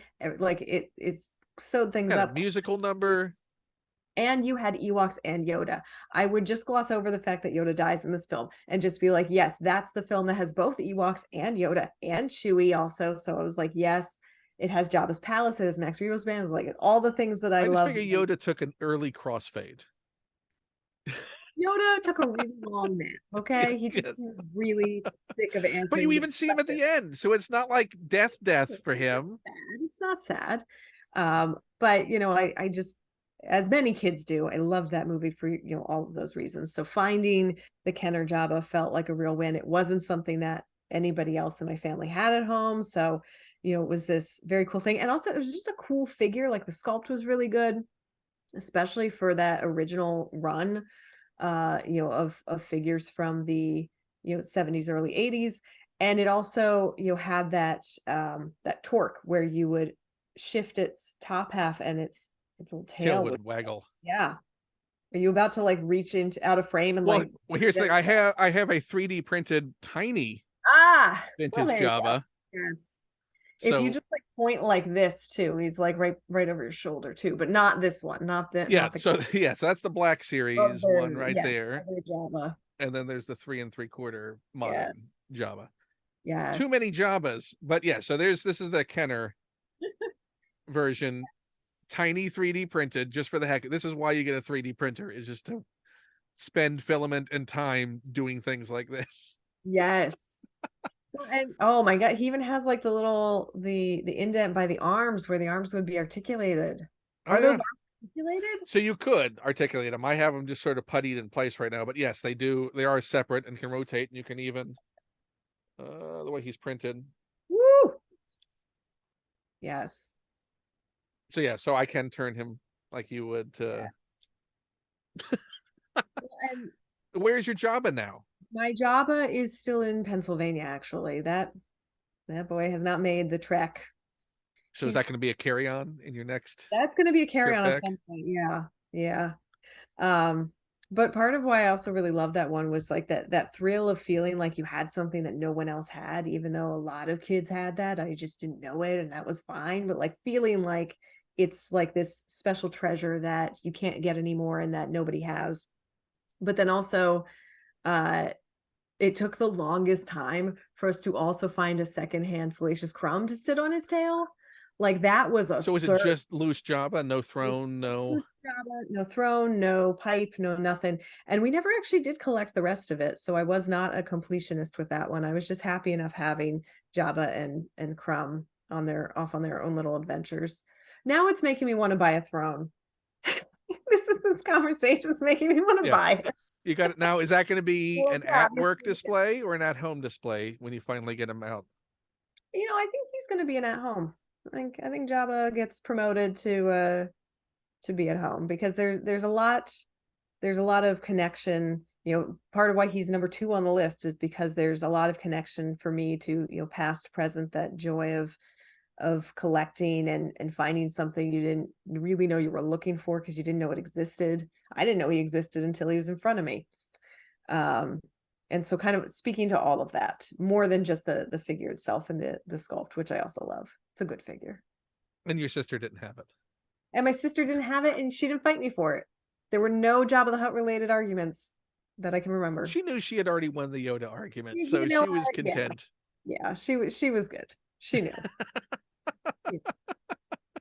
Well, so then we needed it. So by the end of what this year, you're going to have a reclaimed Jabba and the throne, and Possibly. We'll tune in next time when we discuss check this. out on Instagram. Yes. See if there's a post of a nice beauty shot of a fully complete Jabba set Yes. sitting next to your personal Yoda puppet. Yes. Gifted to me by the Star Wars show because I had told them this story too. So what made the choice of keeping, because that obviously is at home with you, that Mhm. being an at home and not a work Yeah. thing. That actually was a choice. That was one of the things, along with snacks, that I brought home the day we went work from home, because I don't know why that was one of the things that made the list, but I did bring that with me. Seems like there And might be a deeper meaning to where if you're the 2 things you grab are some snacks, but food and specifically Yoda. the Yoda puppet. Yeah. Yeah, I don't remember if I brought home any other items. I might have taken a couple things home because I don't think when we were going home we'd quite decided yet that I was going to shoot a couple episodes from my house. But I think I brought the Yoda puppet home thinking, A, I don't want this to be sitting there. I don't know why. And B, you know, if we are shooting something, it'd be great to have that on the shelf, and I can, you know, put that up and make good use of it because it is a larger item too. It shows up well on camera. And I just personally love it, but it's not on my list because I am a purist about action figures. They must be articulated. They must have, uh, you know, they must be part of a line. Mass Like, produced. yes, I have a very specific idea of what an action figure is, so he's not So on the list. was it difficult to choose your number one and your number two and choose in what order they went? It was number one always going to be number one, no Number matter one what. is always going to be number one. Uh, and this is partially because number one, as much as I love Black Series, I love Hasbro's, you know, line. I love all the different types of action figures that you can collect. This is the one that for me is like the best of the best. Um, you know, you see it in the price point as well. But it's like as a grown up collecting action figures, if I had more space, I think it would be very dangerous because I would probably then want to collect a lot more of these types of figures, which I think are action figures because of their posability.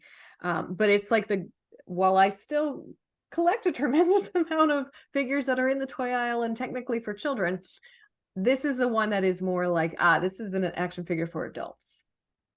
And that is the Hot Toys, but specifically the Hoth Leia version of the Hot Toys sculpt, which I think you might have handy because I saw it in a picture with my book. And that is when we're going to be friends, because there she is. Sitting So on my beautiful. desk since she came out. Yes. So I'm curious to hear why you love it so much that it got promoted to be sitting on your desk, because you do have such a wide collection. Because I know what I love about this figure. I mean, I love things that are, I mean, the one thing that Hot Toys really sort of hit the nail on the head with was just an absolute fidelity Mm, to on screen.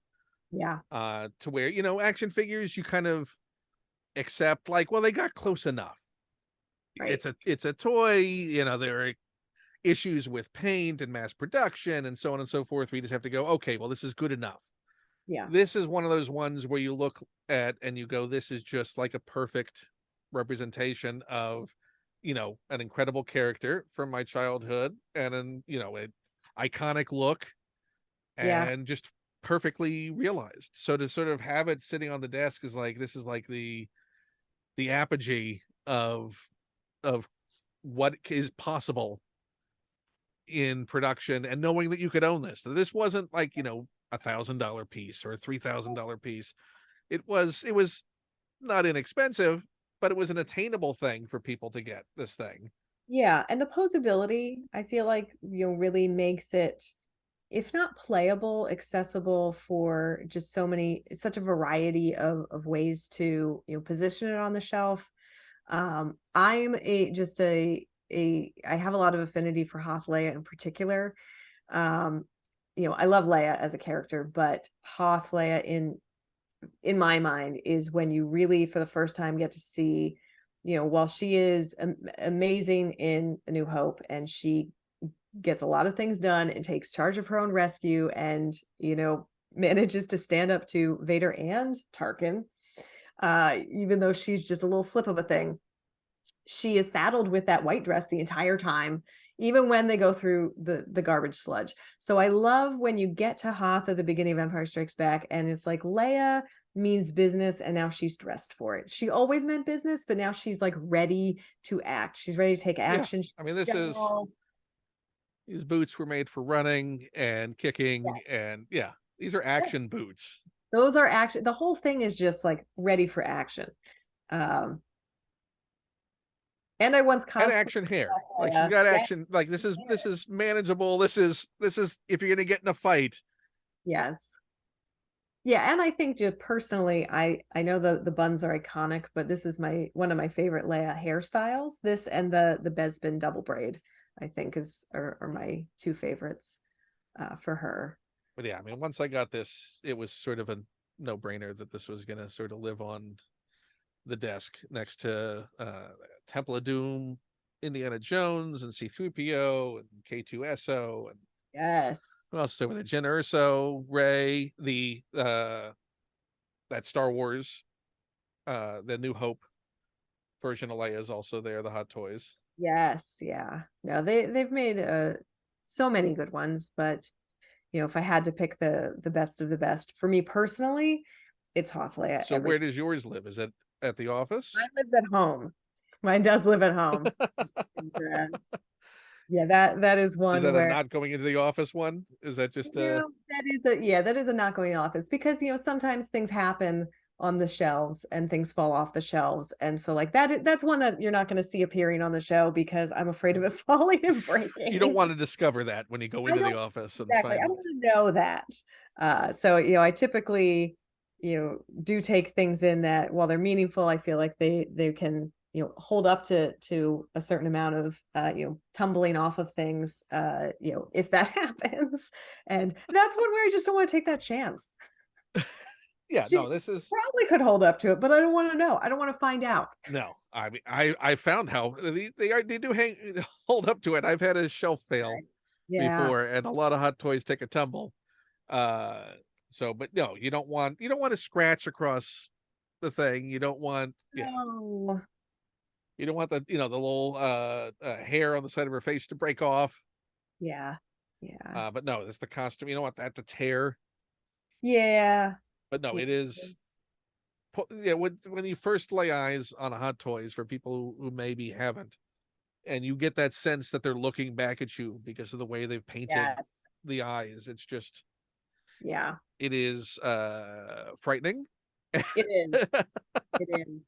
But also, yes, just a beautiful piece. Are there any characters you would like to see done by Hot Toys in that same sort of way? Can I say the Max Rebo Band again? I just want Max Rebo Band in every scale and every type and every iteration. They've denied us for so many years. Please. But what one now you have to make the decision of which Max you want. Do you want which interpretation of how Max his anatomy is realized do you want it to be? I definitely want two-leg Max. I want two-leg Max. So you want full on diaper Kenner Max. No lower legs, just the arm legs, just the two limbs. Okay, so you want the original intention Max. Yes, I'm going back to the maquette. Not the Kenner Max. I mean, that one is adorable, but he's got twice as many limbs as I think he really needs.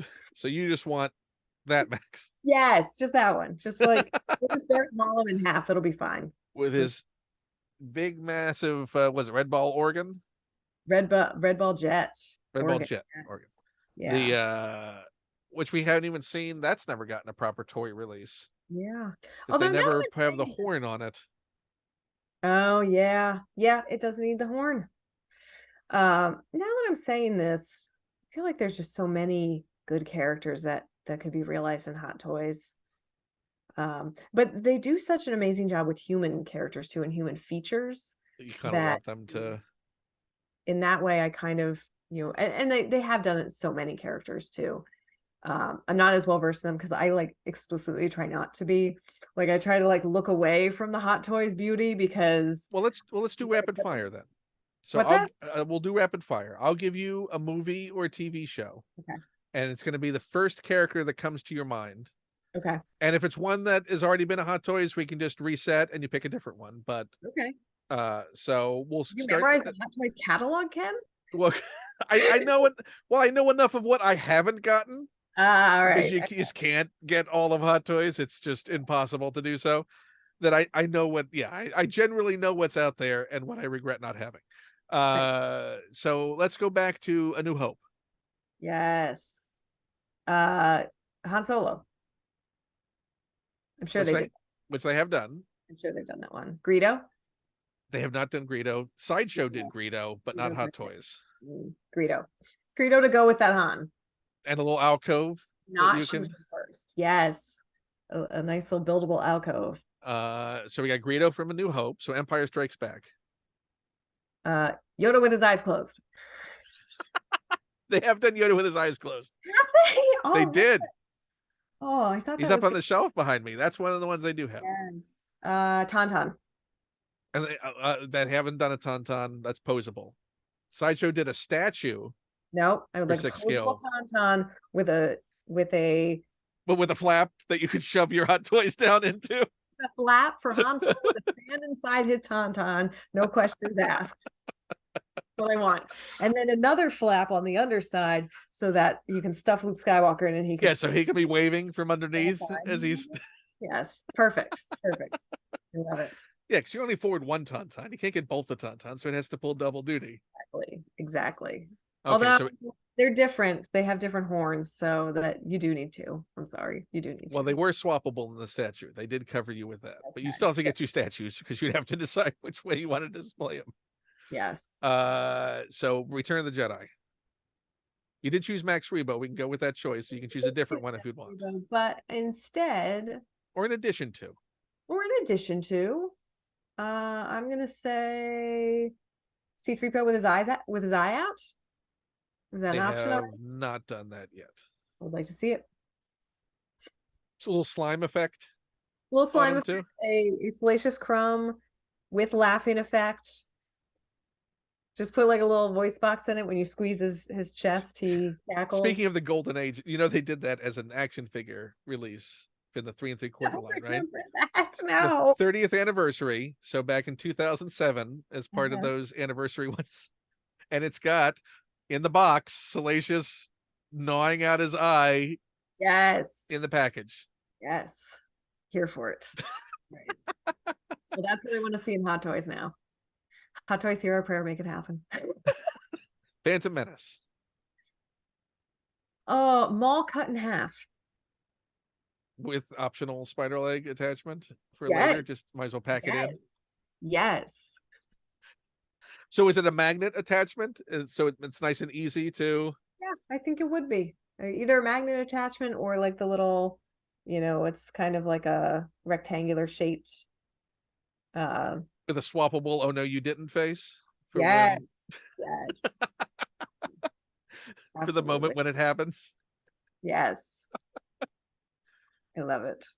But we haven't gotten Amidala's. I know. I can't believe I picked Darth in 6 scale.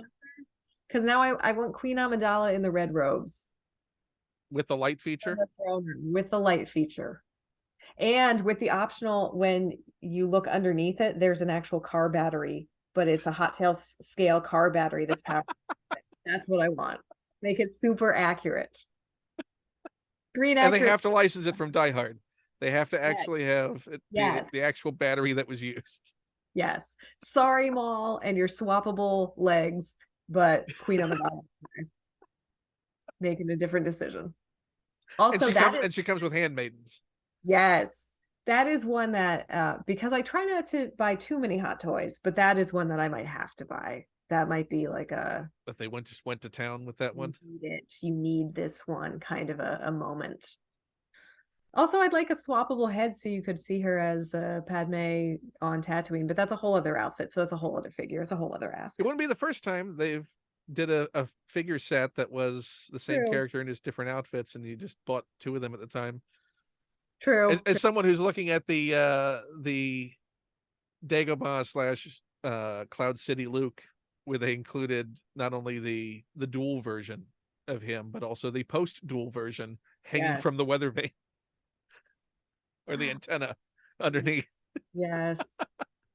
Which is he's not a happy looking figure to look over at.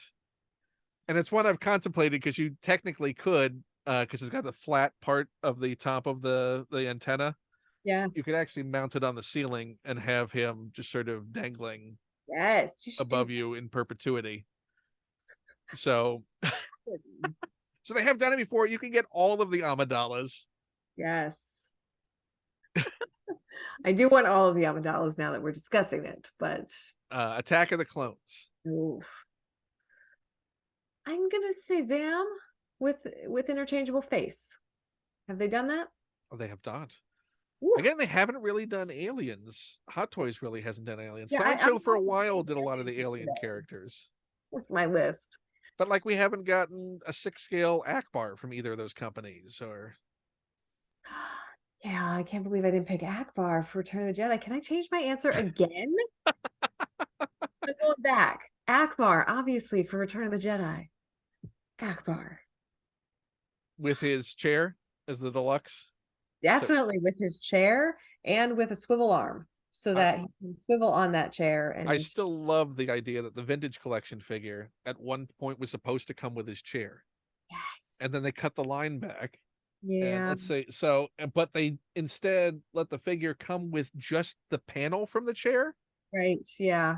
He's just like So I his little decided to make him karaoke Akbar. nice. Yes. I love it.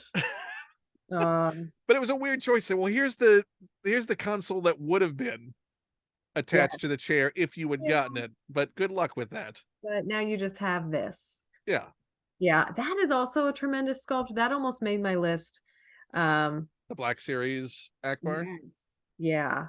Uh, because when I bought it, it was so now it's the vintage collection, but it was Black Series and it was like a Walmart exclusive. And it was the most detailed Akbar I had seen yet. And I was just elated. And that one has been on my desk for quite a while, but I didn't have as much of a backstory as I had for some of the other ones. So he's like somewhere in my top 10. I mean, it's It's not like quite. It Akbar. doesn't have to be about the backstory. That's true. That was the line I picked. But you know what? If you have me on again in the future, I'll pick 5 other ones because every day it's a different Force 5.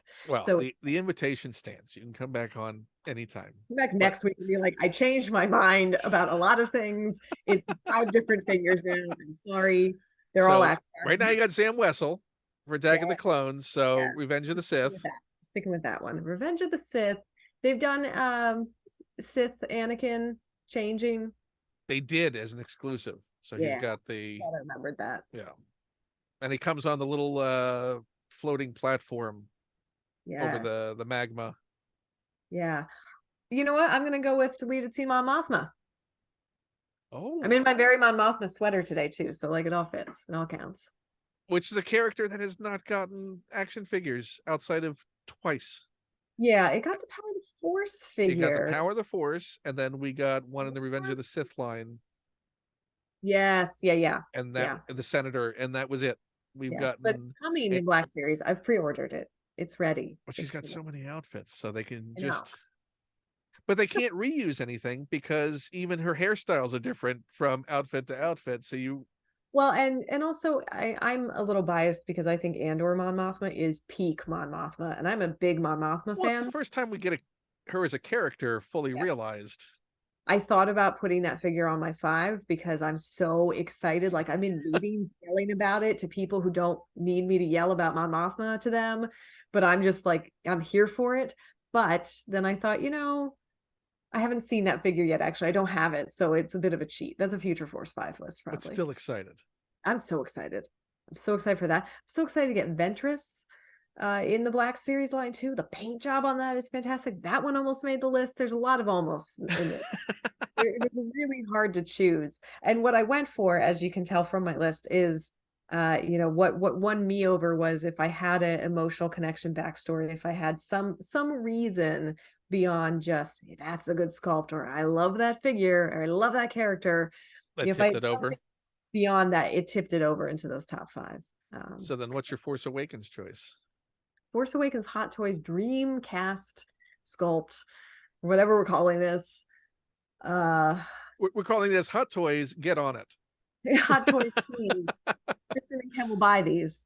That's the list. So Force Awakens. I'm sure they did Rey. I'm sure they did. Did they do Han from Force Awakens? Yes, they did him They and did. Chewbacca in a 2-pack. Jumpsuit Leia. Yeah.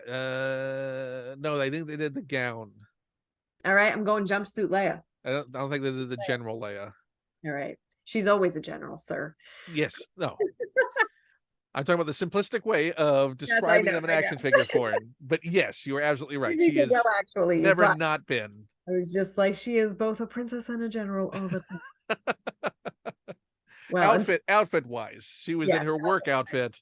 exactly. Yeah, she's like resistance battle ready Leia. Yes. With the purple vest. Not the blue. See that in Hot Toys. Yeah, that I think they had. Down is great, and then like the Last Jedi ones too just really peaked in terms of costume design for that character.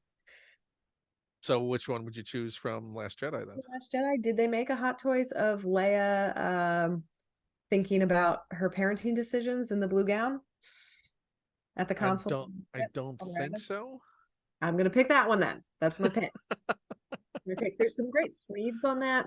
That is a gown that I've had the great privilege to see in person, because in the before times our wonderful archives team would put up different costumes on display in our office, and that was one of them at one point. And I probably left some nose prints on the glass that day because I was just like, I got as close as humanly possible as I could to it, and I was just really enamored with it.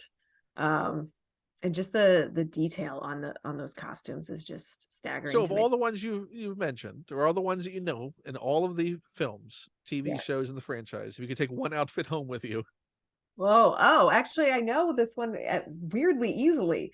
Enfys Nest.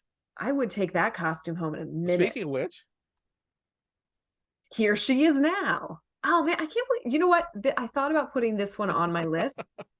The only reason that she didn't make my top 5 is that you can't take her helmet off and see her actual face.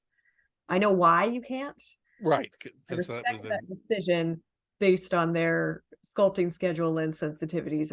But it's sad that, there's a chance we may never get it because of, Because Erin Kellyman's amazing. Her hair is amazing. I don't know how they would sculpt it to fit underneath that, but I want to see. There are customizers out there who have made that head that you can buy and swap onto your Black Series figures. So yes, but I love the Enfys Nest design. I love the phrase on the helmet. I love that reveal. I just love that character. So that's definitely, if there was like a free for all, they were like, all right, you can pick a whole costume. I would wear it out. Do you have to wear it to work every day? Do you? I would do it. I'm here for it. And I take the helmet to eat. Like that's the only thing. If I can like have lunch with the helmet off, I'll do it. But for anyone looking to get under $20 on Amazon right now. All right. That was not the case when it came out. I think it was 60 was the price point. Yeah, it was hard to pass up at under $20. Absolutely. Yeah. So if anyone's still on the fence about it, it's a flying vehicle, so this will be hanging from someplace very soon, as opposed to taking up shelf space. I like it. See, that it is sad now that I've proven that I can reach for most of the things you say so far.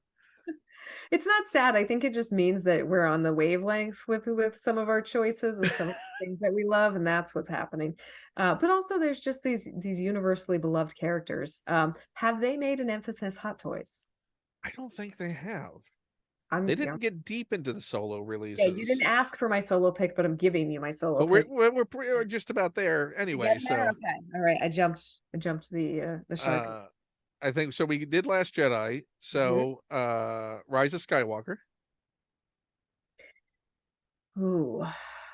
While you're doing that, I will look up Enfys Nest. Yes, Rise of Skywalker.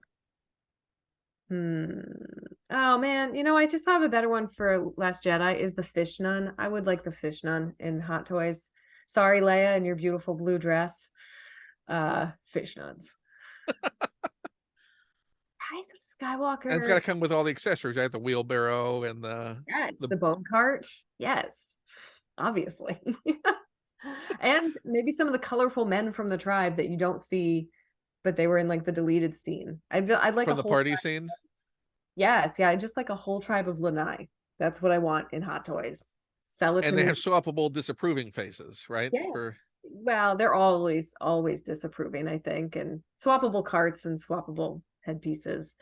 It does not appear that we've gotten an Enfys Nest in all right Toys. For that, I'm gonna preempt my pick then. That's my pick for solo. But for Rise of Skywalker, it's tough because I know they did make a bunch of the main characters. Did they make Finn in his new look in Hot Toys? No, I don't believe so. I think the only Finn that we've Finn. gotten Finn's my was, choice. I think the only Finn we've gotten was the Force Awakens Finn. Okay, yeah, Finn. Finn in his new look is absolutely my pick. One other thing that didn't make my list, but that I love, is when we did the Galaxy of Adventures line with, you know, just that little bit of like snap action and, you know, a couple of just a smattering of characters. It wasn't a very long line. I don't think they're currently making it anymore. But Finn from Rise of Skywalker was one of them. And that was like an insta buy. I was like, need it. I need this iteration of this character with this costume right now. Yeah, no, it's a shame that we haven't gotten. It's such, the last couple of years in action figures have been very weird when it comes to how deep the lines go or don't go. Yeah, and it's tough because there are so many characters too. So like to make that investment on the, you know, the sculptor's side of things, you know, on the business side of things of you know, which characters do you choose to put in your lines? And Because working with secrecy too. I yeah, oh, mean, you know, absolutely. which wasn't always the case. Yeah. You know, certainly there were figures even in the Kenner time that were, you know, blobs of black ink over their pictures on Yeah. the back of card backs. But Yes. there also was, you know, I mean, episode 1, I think, was peak. Here's a whole bunch of characters. You'll have no idea where Yes. what they do in the movie or what, but here are all the figures. Yeah. Get Yeah. ready to figure it out. And I bought Jar Jar and was excited about Jar Jar before I saw the film. You know, I just really loved the way that character was sculpted. I was super confused about who Padme was, but I was like, yes, young teenage girl character, buy it. We want that. Yeah, Okay. well, and because I got my Amidala figure too, so there Right? there, there are multiple characters in the film. Right? Yeah. Yeah. Uh so many good ones. The most recent Qui-Gon Black series has also just been phenomenal with the With the detail. photo reel. Photo reel on that That is was really, the episode 1 card, right? yes, yeah, because that was a reissue from they Original had Black issues Series release. previously. Yeah. Yeah. And I mean they were really good before, but when you see the photo reel and when you put it next to the what was really good, you see that how next level it is and how much Oh it yeah, I mean evolved the it's process. hard to go back to It is. what was Yes. before it. And Yeah. it saves figures that just desperately needed something like that were really good sculpts, but the paint let Yeah. them down. Yeah. Just Like it gives hopefully we get a good Poe Dameron at some point. oof. Because I would like they've done Oscar wrong I would so like many to see times. a Black Series Poe Dameron with the photo reel for sure. Yeah, I think that would be one of those night and day differences. There was a Target 2-pack that was a bit better than the Force Awakens one. Uh just like a bit more dialed in and refined. But none of it, you know, holds a candle to the photo reel for Yeah. sure. Yeah, or as you know, as different and better like the Cassian Yeah. Rogue One figure was. Man, I can't believe I didn't have any Ahsokas on my list. I know what happened. What's going on? I got deep in my feels about being a child and loving Dave Star is Wars. going to see this. I Dave's going to see know. this Sorry, and going to go, sorry. "What?" Sorry. You're going to pass him in the hall, and he's going to be like, "You had one job." Like, no. Yeah, and he's like, "No Plo Koon." Actually, he probably would be more upset there was no More Plo upset Koon about on the it. yeah, for sure, for sure. Well, and there's so many Ahsokas to choose from too. It's really hard to even narrow that down. What would you pick Ooh. in your heart right now? What? In my heart of hearts, I love Rebels Ahsoka, and that costume and just, you know, that style. So I would probably pick that one. But Clone Wars season 7 Ahsoka's pretty amazing too. Do you have the Black Series on both of those? I do. I do. And then also I think the Mandalorian version is like you start to get so many of the same characters too, but it's like, but this is a different iteration. This is, you know, more of that. The It's Galaxies of Adventure one is great too. oh yeah.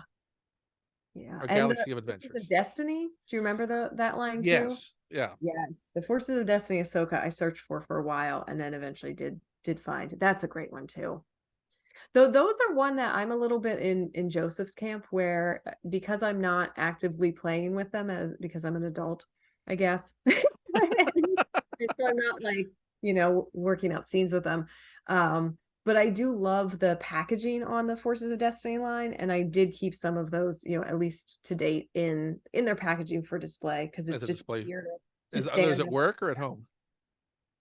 Those are at home, actually. Those are at home, but not currently on display because I ran out of shelf space. But I have like a big wish list of like, one day when I have more space, I'll put this up, and then it goes in the box. So you're And gonna set that on one of your bookshelves right now, right? On some of the yes, books.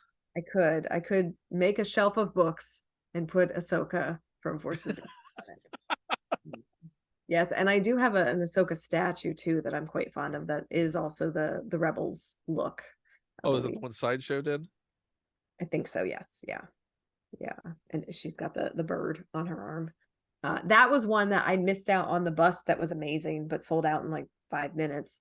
And so that was the next one they did, and I was like, must buy. I need an Ahsoka statue. I know they've done a couple more, and I probably could have gotten one of the other ones, but that one's just really great because it's full body too, and just like a really great pose for that figure and for that character.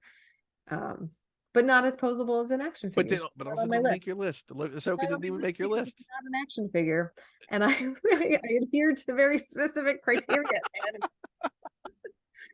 Oh, I but yeah, feel I've limited you. I think really is what we're it's coming out of this okay. with, is that I But entirely shackled your way of thinking about all of this, and I feel so bad right now. well, let's caveat. This is my Force 5 going deep. Honorable mentions are also fully allowed. Yes, well, this is the Force 5 that goes deep into my feels as a kid discovering Star Wars and collecting and all of those feelings. And that's why, it has Power of the Force, it has OG Jabba from Kenner. And it has those pieces that, there exist other sculpts, other iterations, other creations that are more contemporary, that are more detailed, that are arguably improvements, evolutions of those pieces. But it's like that feeling of falling in love for the first time with a story or with a character, or with collecting. I think this is the first thing. This is the Star Wars action figures was probably the first thing I was actively collecting with like a collector mentality as a kid, where like, not that I was, because I was ripping them open, so it And you were wasn't like, getting them off the shelf. I mean, you talked about My Little Pony, but those were yeah, hand-me-downs from your sister. So those were hand me down. Some of those were like gifts, but they weren't something that I was like taking my own money and going to buy. And like Star Wars was that connective tissue where now I have some agency to add to my collection. Now I have some choice as to what I want to buy, although the choice is whatever's on the shelf. So maybe it's quite a and limited ultimately all of them. choice. And it's ultimately pretty much all of them. Yeah. I think there were probably some that I decided not to buy for one reason or another, but did have access to in those early days. But I think for the most part, we were doing like a collect them all, like, look at the back of the card. This is what they're putting out. Okay, this is what we're buying. This is what we need. Which is why C3PO was like the bane of my existence for so long, because I was like, he's on the card. He's on the back of the card. I know he exists. Where And he's is so shiny, and he's so him? shiny. You can't not notice him if he's on those shelves. Yes. So if you had all your entire collection in one place, let's Yes. say let's say it's at the office. You kept everything at the office, Sure. and you had to leave the office, and you can Yes. only grab snacks and one of those things. Oh And this can no. be figures, collectibles. It just Oh, has to be Star Wars. But you're yeah. only grabbing one thing. Yeah. What would it be? You know, oh, it's so hard. Because you grabbed way too many snacks. I grabbed too many snacks and I want to grab all of the collectibles. All right, I'm between two. I'm looking at them right now. They're not even at the office because they're like, they're again those things that I'm like, what if it falls and breaks? Like I need to have it in my sight lines at all times. Um, when I finished, every time I finish a book, I buy myself a present. I know the Um, feeling. yes, it's like it's an accomplishment, and it's been a labor of love, and you're tired and you just like want to give yourself a gift besides the finished book, and you won't see that finished book for several months. So now, like, what is like a gift that you can give yourself? So when I finished my first book, which was Skywalker Family at War, I bought the Sideshow 1-to-1 Grogu. because I loved that thing. I really wanted it. When they first started selling pre-orders for all the Grogu merch, I pre-ordered all of it. Like actually for months during the pandemic, I was getting the poor people at shipping and receiving at my office, because they were still there and they were still getting my packages that I couldn't reroute. Some things that you pre-ordered, you couldn't reroute. And I didn't want to cancel it. So when I finally was able to go back into the office, there was just a pile of boxes, and like half of them It was were, nowhere big as Phil's pile, I'm sure. you know, he has stuff he'll usually send to his house. My thinking pre-pandemic was send it to the office. That's where it's going to live anyway. You know, I'll just cut out the middleman there. So I would just have things sent direct there because they would be on display, or, you know, I would use them for work things. But so this was one that I purchased during pandemic after I had finished my book. After I had purchased so many Baby Yodas that never showed up because they were all stuck in shipping and receiving, and I couldn't get to them from but then it also became the Grogu item that like sort of cured me of buying all the Grogu. I still was buying here and there, but like initially it was like plush, yes, figure, yes, Funko, yes, like all of it. Because we lived through that period when there was nothing, when There was we had nothing, fallen in love with that character, but there was no merchandise. exactly. So as soon as there was any merchandise, I was buying all of it. And then I bought the 1-to-1, and it's so perfect. And it's, you know, made from the molds that they made the actual animatronic from, and its cheeks are so pinchable. And so no, this is the thing that I would take out in a fire, because I would feel, is it a fire? Why am I leaving the office with only one? We don't know. It's some Okay. just randomly you're not coming back to the office. No one's coming back. Everyone has to grab one thing in snacks. That's the thing I would Because the take. snacks will expire and we don't want to waste. That's true. That's true. Yeah, this isn't a situation where I can take actual props, right? Because I love that baby, but I'm not taking it if I can take like an actual prop.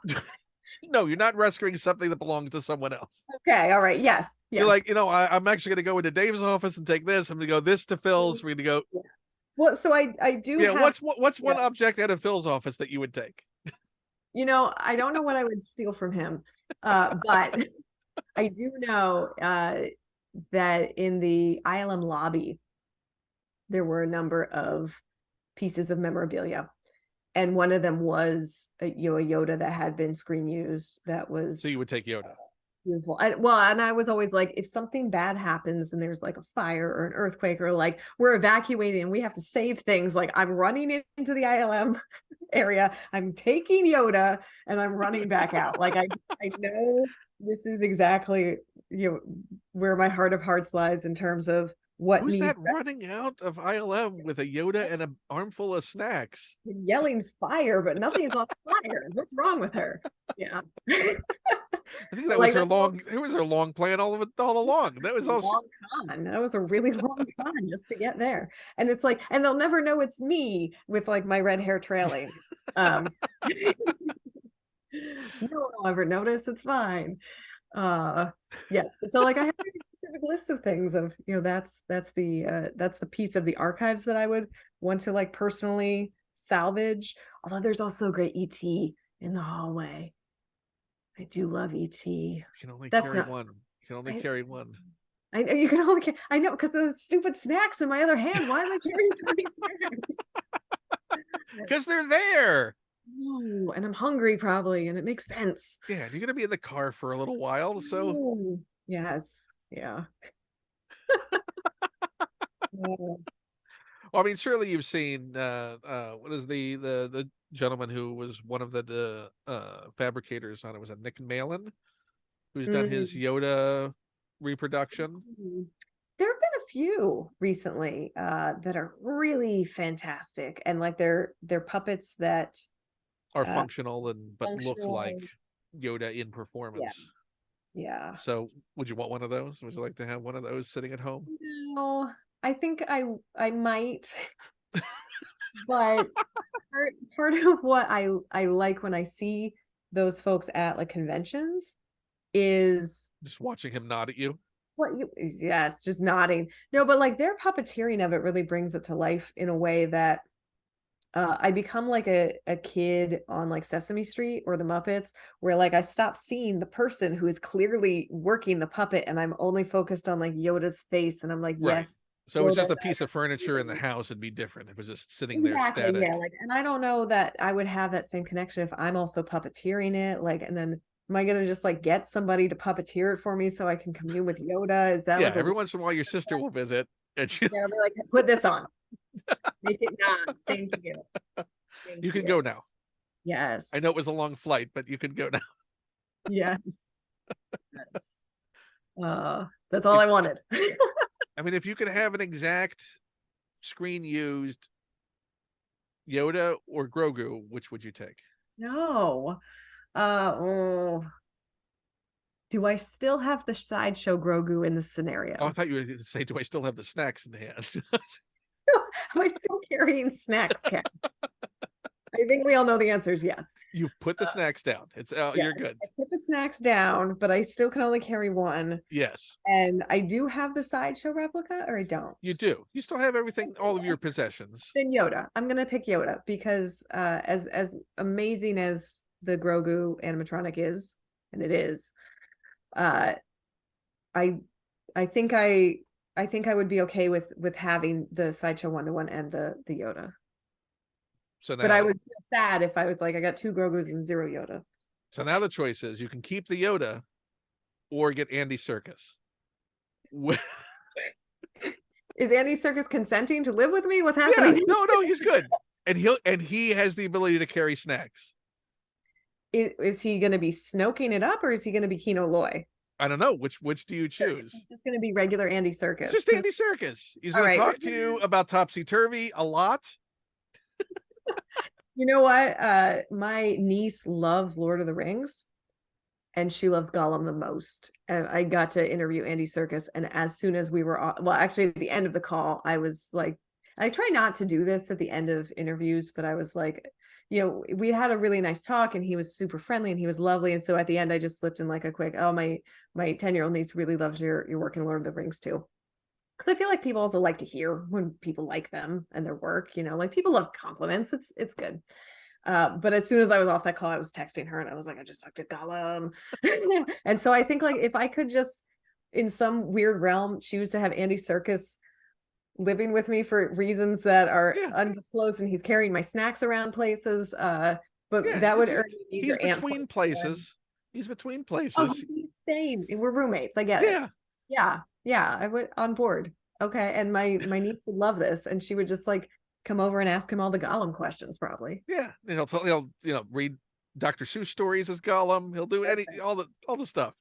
Yes. Okay, that is actually getting exceedingly creepy now as I'm like picturing like he's reading like bedtime stories, but as Gollum, and you're like trying to fall asleep, but he's just like the precious. One fish, two fish. Right now I want this to happen. I know there's no multiverse where that is. I mean, maybe there is. Maybe but there's Andy would totally do it. That's the other thing about Andy. In a multiverse, and yeah. I interviewed him in the midst of the Lord of the Rings films, and sort of him not that hadn't quite hit to be like a defining characteristic, and he didn't he hadn't gotten sort of that second act of now I'm the mocap guy and this is like I'm defining this art form, and it was basically just a character actor who had done a lot of character actor work, and suddenly this thing came across and just incredible to talk to on that level, and how appreciative he was, and he would do the Gollum voice at the drop of a hat. So well, now I realize I missed the opportunity to ask him to do the Gollum voice for no reason. He totally would have. He would like, do you want it on your voicemail? What do you want? Do you want on? Oh, yeah. But you'll talk to him again. He circles back. It's inevitable. He'll be popping up. Also, we're gonna get the Kino Loy show. Listen, Kino Loy Black series or bust. I want that figure. I will buy that figure immediately on pre-order. I need that figure. Yeah, make it even if it has to be a retailer exclusive. Just okay, I'll be that real retailer, whatever it takes. I want that figure. You could be the new KB Toys. I could be. Well, now this conversation just got extremely expensive for me as I like launched my own. But now think of all the pre-orders you can get from Phil right off the bat. Right. Yes, I'll be like, you have to buy all of your toys from KB Toys, just by the way. I don't think you're realizing how lucrative this could be just from Phil alone. Well, that's true. That's true. Except then I'll be looking at the ledger and I'll be like, wait a minute, half of these are for me. What? That's how they get you. How they get you. No, Andy Serkis, though, just real briefly, is just so amazing, as that mocap guy, as the character actor, doing so many crazy contortions with his body to embody those characters, and so many voices.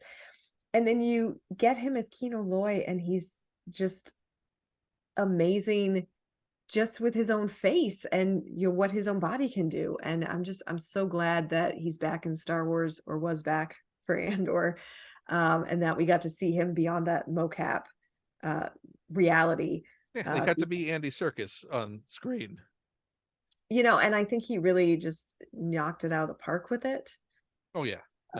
And he's always done such a tremendous job in the other roles too. So it makes sense that someone might look at an actor with that resume and think like, oh yeah, he is the mocap guy.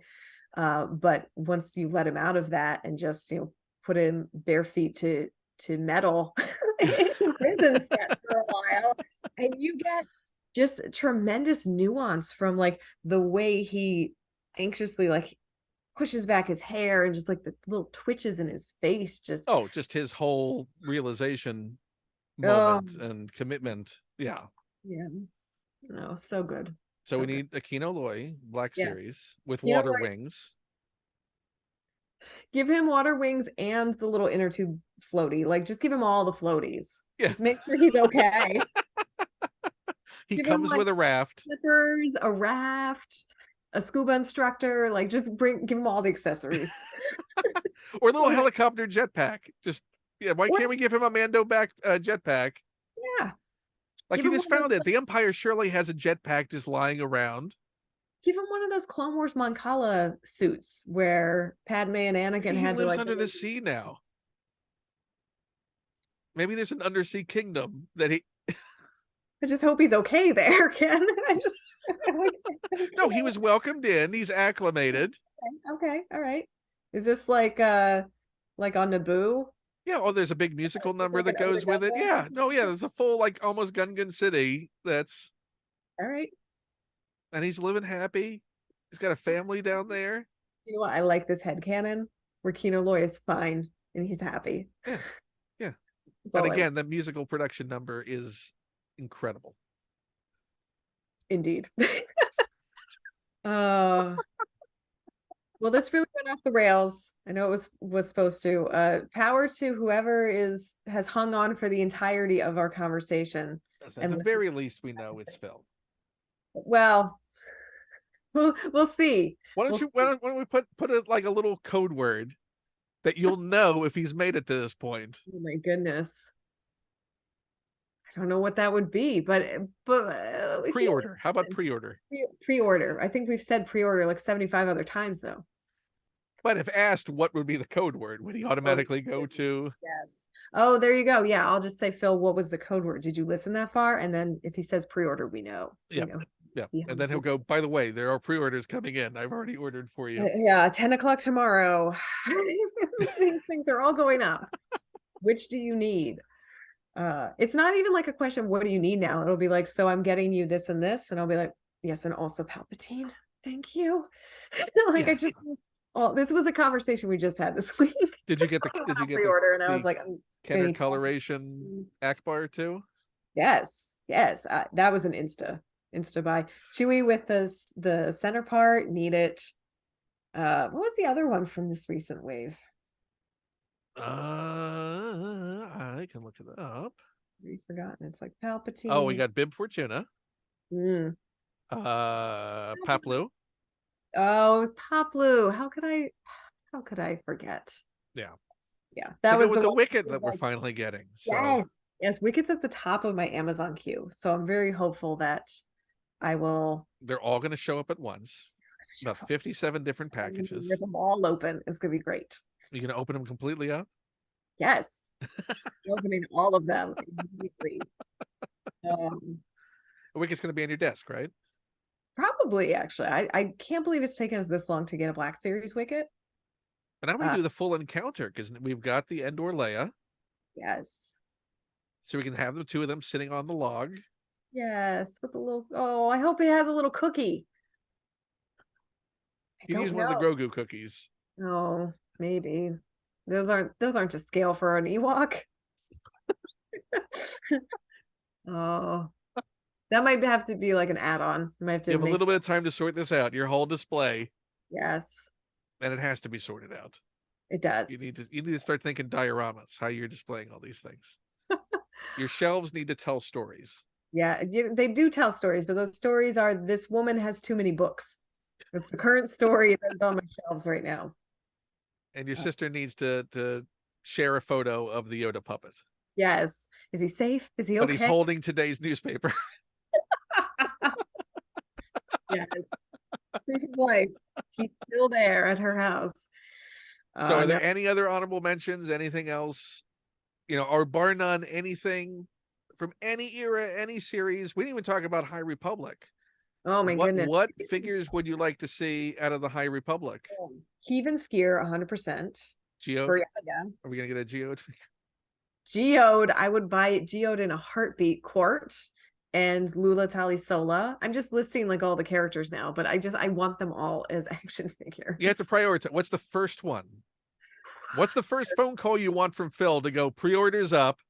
I ordered you one. It's Skier with interchangeable arm. You can do no arm. You can do Drangir arm. You can do regular Trandoshan arm. That's my pick. Buryaga number 2.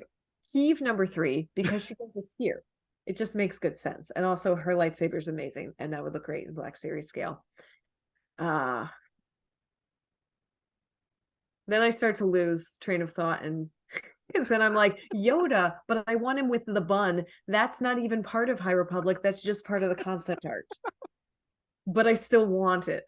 But we've gotten concept art figures in the Black Series. Yoda. Yes, we could do a little Bernie Sanders looking Yoda too from the Grant Griffin line. But he's sitting in his chair with mittens on. Yes. That is a con exclusive as I ever heard one. Perfect. I love it.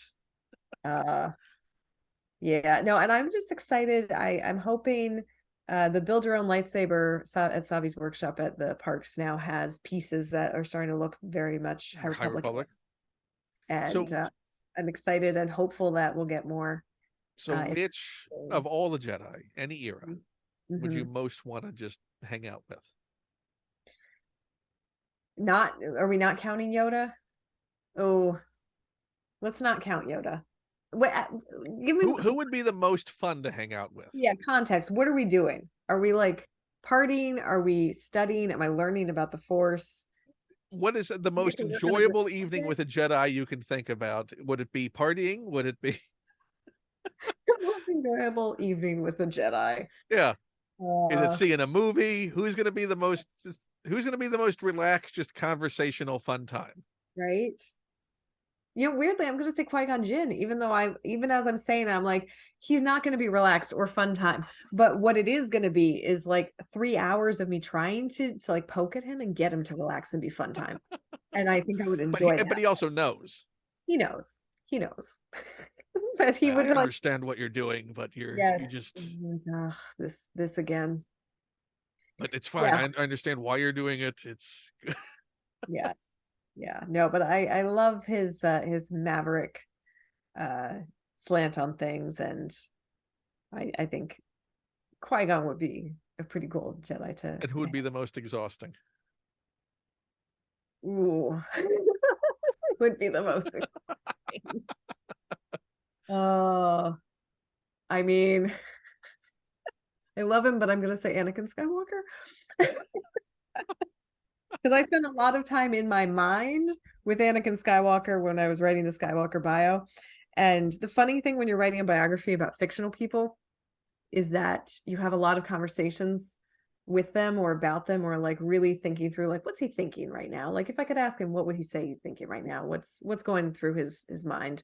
So I spent so much time with Anakin Skywalker that I think, and just knowing Anakin's temperament, I think You think he'd be very much, there's this new band that I love. You got to hear their songs right now. You're going to play the whole album. Just sit there. You got to listen to this. It's great. It's the most amazing thing you ever heard. I think my quote of the night would just be calm down, Anakin, constantly. I think that's what would be happening. No, I got a lot of thoughts. Oh, calm down. Here's how we fix everything. Yes. Oh, So he's the ultimate teenager. he is. He is, and he's great at it. And he is just, so young when he's a Padawan, and just so full of excitement for everything. That yes, calm down, Anakin. It's just that sounds like a great children's book that should be written. Yes. So when are you writing Calm Down Anakin? Listen, when we get off this call, I'm going to send an email. Just had an idea. This happens from time to time where I'll be like, that is a good book idea, and just throw it out into the ether and see what happens, see what comes back. But I do want that. That is a fun book. I look forward to reading Calm Down Anakin. Calm Down Anakin, a bedtime story. No, but you gotta. Read by Andy Serkis in the Audible version. Oh, and he totally, as Gollum. Together. Yes, as Gollum for for reasons, like parentheses for reasons. Always for, yeah, just always for reasons. Roll with it. It's canon now. It's just be like, it's fine. He's both Kino Aloy and Snoke and Gollum, and Gollum's not Star Wars, but it's okay. Yes, it's a live reading from the World Between Worlds. It's anything goes. Don't ask Dave. Don't ask for permission. Ask for forgiveness later. The whole thing's out. Well, I will quickly mention some things that I've gotten recently before we go. This seems to be the portion of the show where I justify the things that I've bought recently. I love it. So I will mention the holiday Wookiee. Yes, the holiday Porg. The holiday line is bizarrely fantastic. I was quite fond of the I think it was glow in the dark. The Clone Trooper. Yes. Yeah. And also the Wookiee with strangely cat ears. It was like Halloween one. Yeah, like werewolf Wookiee. It's hard to do a werewookie when essentially they're all fierce. But I like that he's in the Bumble colors from Rudolph the Red-Nosed Reindeer. That sort of really sells it. Yes. And he's got such an earnest look on his face too. Yeah. So I had to. It was an impulse buy. We just go, I can't not get that. Well, and there's some wisdom, I think, to if you have a knee-jerk reaction to it, something about it speaking to you, you should get it. As long as you're not like, spending all your money and now you can't afford like food or housing. Yeah. Oh no. Make within reason. Make rational choices. Exactly. Based on your circumstances, by all means. Yes. To buy a thing that's bringing you joy, get it. And it's easier to give away something, or if you're inclined to sell something down the pike, than it is sometimes to find it again. So sometimes there's a friend who forgot to pre-order. Yes. So in those ways, I think, it's always good to just get it if you think you want it, and then you can figure it out later. Well, I mean, I recently had an epiphany that the Applause Watto works really well as a 6-scale Watto. Yes. Not knowing at the time that, of course, episode 1 would have released a 6-scale Watto in their 6-scale line, which is slightly bigger, but I think this is better to scale with a 6-scale piece. And this is a little too big. I like the paint scheme though on that. Oh yeah, the much darker. Yeah. It's a good one. It's good. But the design on that character too. But what's great is he even has like the little cord. Yes. Does he have the cube, the little chance cube? He unfortunately does not have the chance cube. Maybe too small to pack in. Well, you could make it. What are the chances of that? Well, what are the chances? Let's look for it. Also, KB Toy Store sticker. Yes. What was the original price on that? Originally went for $26, Oh, marked down to $9.99. nice. So, but really good paint job for the era and a Yes. great sculpt. Really good. And this is before they would have been, I think, even able to use a digital asset file in toy production. So this would have been a traditional sculpt, Yeah. uh, but very inexpensive for anyone who is looking to get. Was it less than $9.99? I think it was Oh, $10. I got it for oh, what okay. the The discounted person in was like, probably I just want to make 2000 my price money was. back. I just want to make it back. With inflation, you got I've to been deal. sitting on this for so long. It's like, please, I I need had it out. one dream. This is the only way I was going to sell it. And then I recently finally got the Clone Wars. Speaking of Dave, Plo Koon, Oh, nice. That is a good one. which is a great sculpt. Great sculpt. Yeah. This is a line I think a lot of people don't appreciate as much as they should. The Clone Wars era of the Yeah. figures, but they're little tiny legs. So perfect. But the sculpting really good Yeah. on that.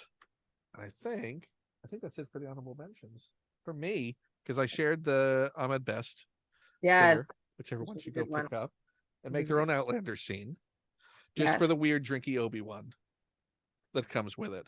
I'm gonna eBay search weird drinky Obi-Wan I after I and bet it comes see up. what happens. I mean, Yeah. it has to. And if anything does come up with that, buy it regardless, because if Yes. someone has listed weird drinky Obi-Wan, Some weird then I'll just be like, Ken, what's your address? I'm just gonna send you something. Like, but I want to reiterate to everyone that not only should they pick this up, but they should also, this is much heavier and awkward, careful, don't they drop it should on your also books pick up or your face. The Art of Star Wars: The High Republic. Both beautiful books. Yes. I mean, there's just great image on the back there as well. Uh, Maybe not the other two books. You don't need to. You know, Do that. after you get those two, then Yeah, you can after buy further down the line, like finances priorities. permit, you certainly could pick up something like that. I Sure, guess sure. If you're into that kind of thing. if you, You like, yeah, I you like mean, baby Grogu? you may Sure. be satiated after this and think, you know what, I've had the best. Don't need the rest. I think as collectors, we know you always need all of them. Yeah, no, The answer is you're the going to order entire every figure. collection. You're going to get every book, and you Yes. should. I Yes. jest at Phil's expense. They are beautiful Oh, I books. know. So I know Phil understands that. Surely Yes. he understands that I'm And just if he's kidding. listened this long, I then he mean, we'll definitely know if he uses the code word will know. when you ask him if he actually did. Yes. Um, where should people find you, follow you out on the interwebs, and watch as well? Yes, so you can see me every Thursday on This Week in Star Wars on StarWars.com and the Star Wars YouTube channel. I am also a very frequent contributor to the StarWars.com news and blog as the associate editor. I have a number of books out and coming out in 2023 now that I'll be all over your bookshelves with not only Skywalker Family at War and the Art of Star Wars: The High Republic, but upcoming Star Wars 100 Objects and Star Wars Timelines, and a handful of others too. Just I have my fingers and everything, and then the you Anakin book. and Calm Down, Anakin. Not yet greenlit, but hopeful that that's a book one day that I could write. And yeah, and then I'm also on social media, the usual suspects, the Twitter, the Instagram, and the Hive now. If it's back up, hopefully it's back up soon. It's back up, but I'm patient. general, I'm on all the frequencies at Kristin Baver. So if you can spell my name, you can find me, and if you can't, well, I'm sorry. You don't need to apologize. Their loss. Just pick up your Kristin Baver book and look at the spelling there, and then just type that in. It's easy. It's a 1-to-1, just straight, just right there. Yes. If there's pictures of my cat, you know you've got the right Kristin Baver. And I'm going to mention that if you want to support the show, or me, you can go to patreon.com/KenPlume. That would be really super appreciated. I guess there's other things that you can do on YouTube that I don't exactly understand or can explain properly. Something about subscribing or hitting that bell. I hear people say a lot I for like notifications, but you don't need to do that if you don't want to. If you just want to subscribe or just watch the things, that's also fun too. I have a book out. Oh boy, this is heavy. I have a standard edition of The Art of DuckTales, Yes. which I haven't opened my standard edition because that standard edition, all gold foily, is included in the deluxe edition, which also has a whole other bonus book with essentially another book's worth of interviews and artwork and a number one dime reproduction, all in this beautiful slipcase. It's really nice. You can go to Yes. bit.ly/DuckTales book to find out more about that. Or if you want to get a book plate for it, that is also a lovely art print, you can do that at bit.ly/duckart. There, I remembered all the things. Duck And I art. also remembered that endings of the show are very awkward. So we're going to try saying thank you to Kristin Baver for being on the show. Please tune in to more of the shows. Phil, you're on the spot. Hope you pre-ordered the answer to the question that you'll be asked soon. And goodbye, everybody.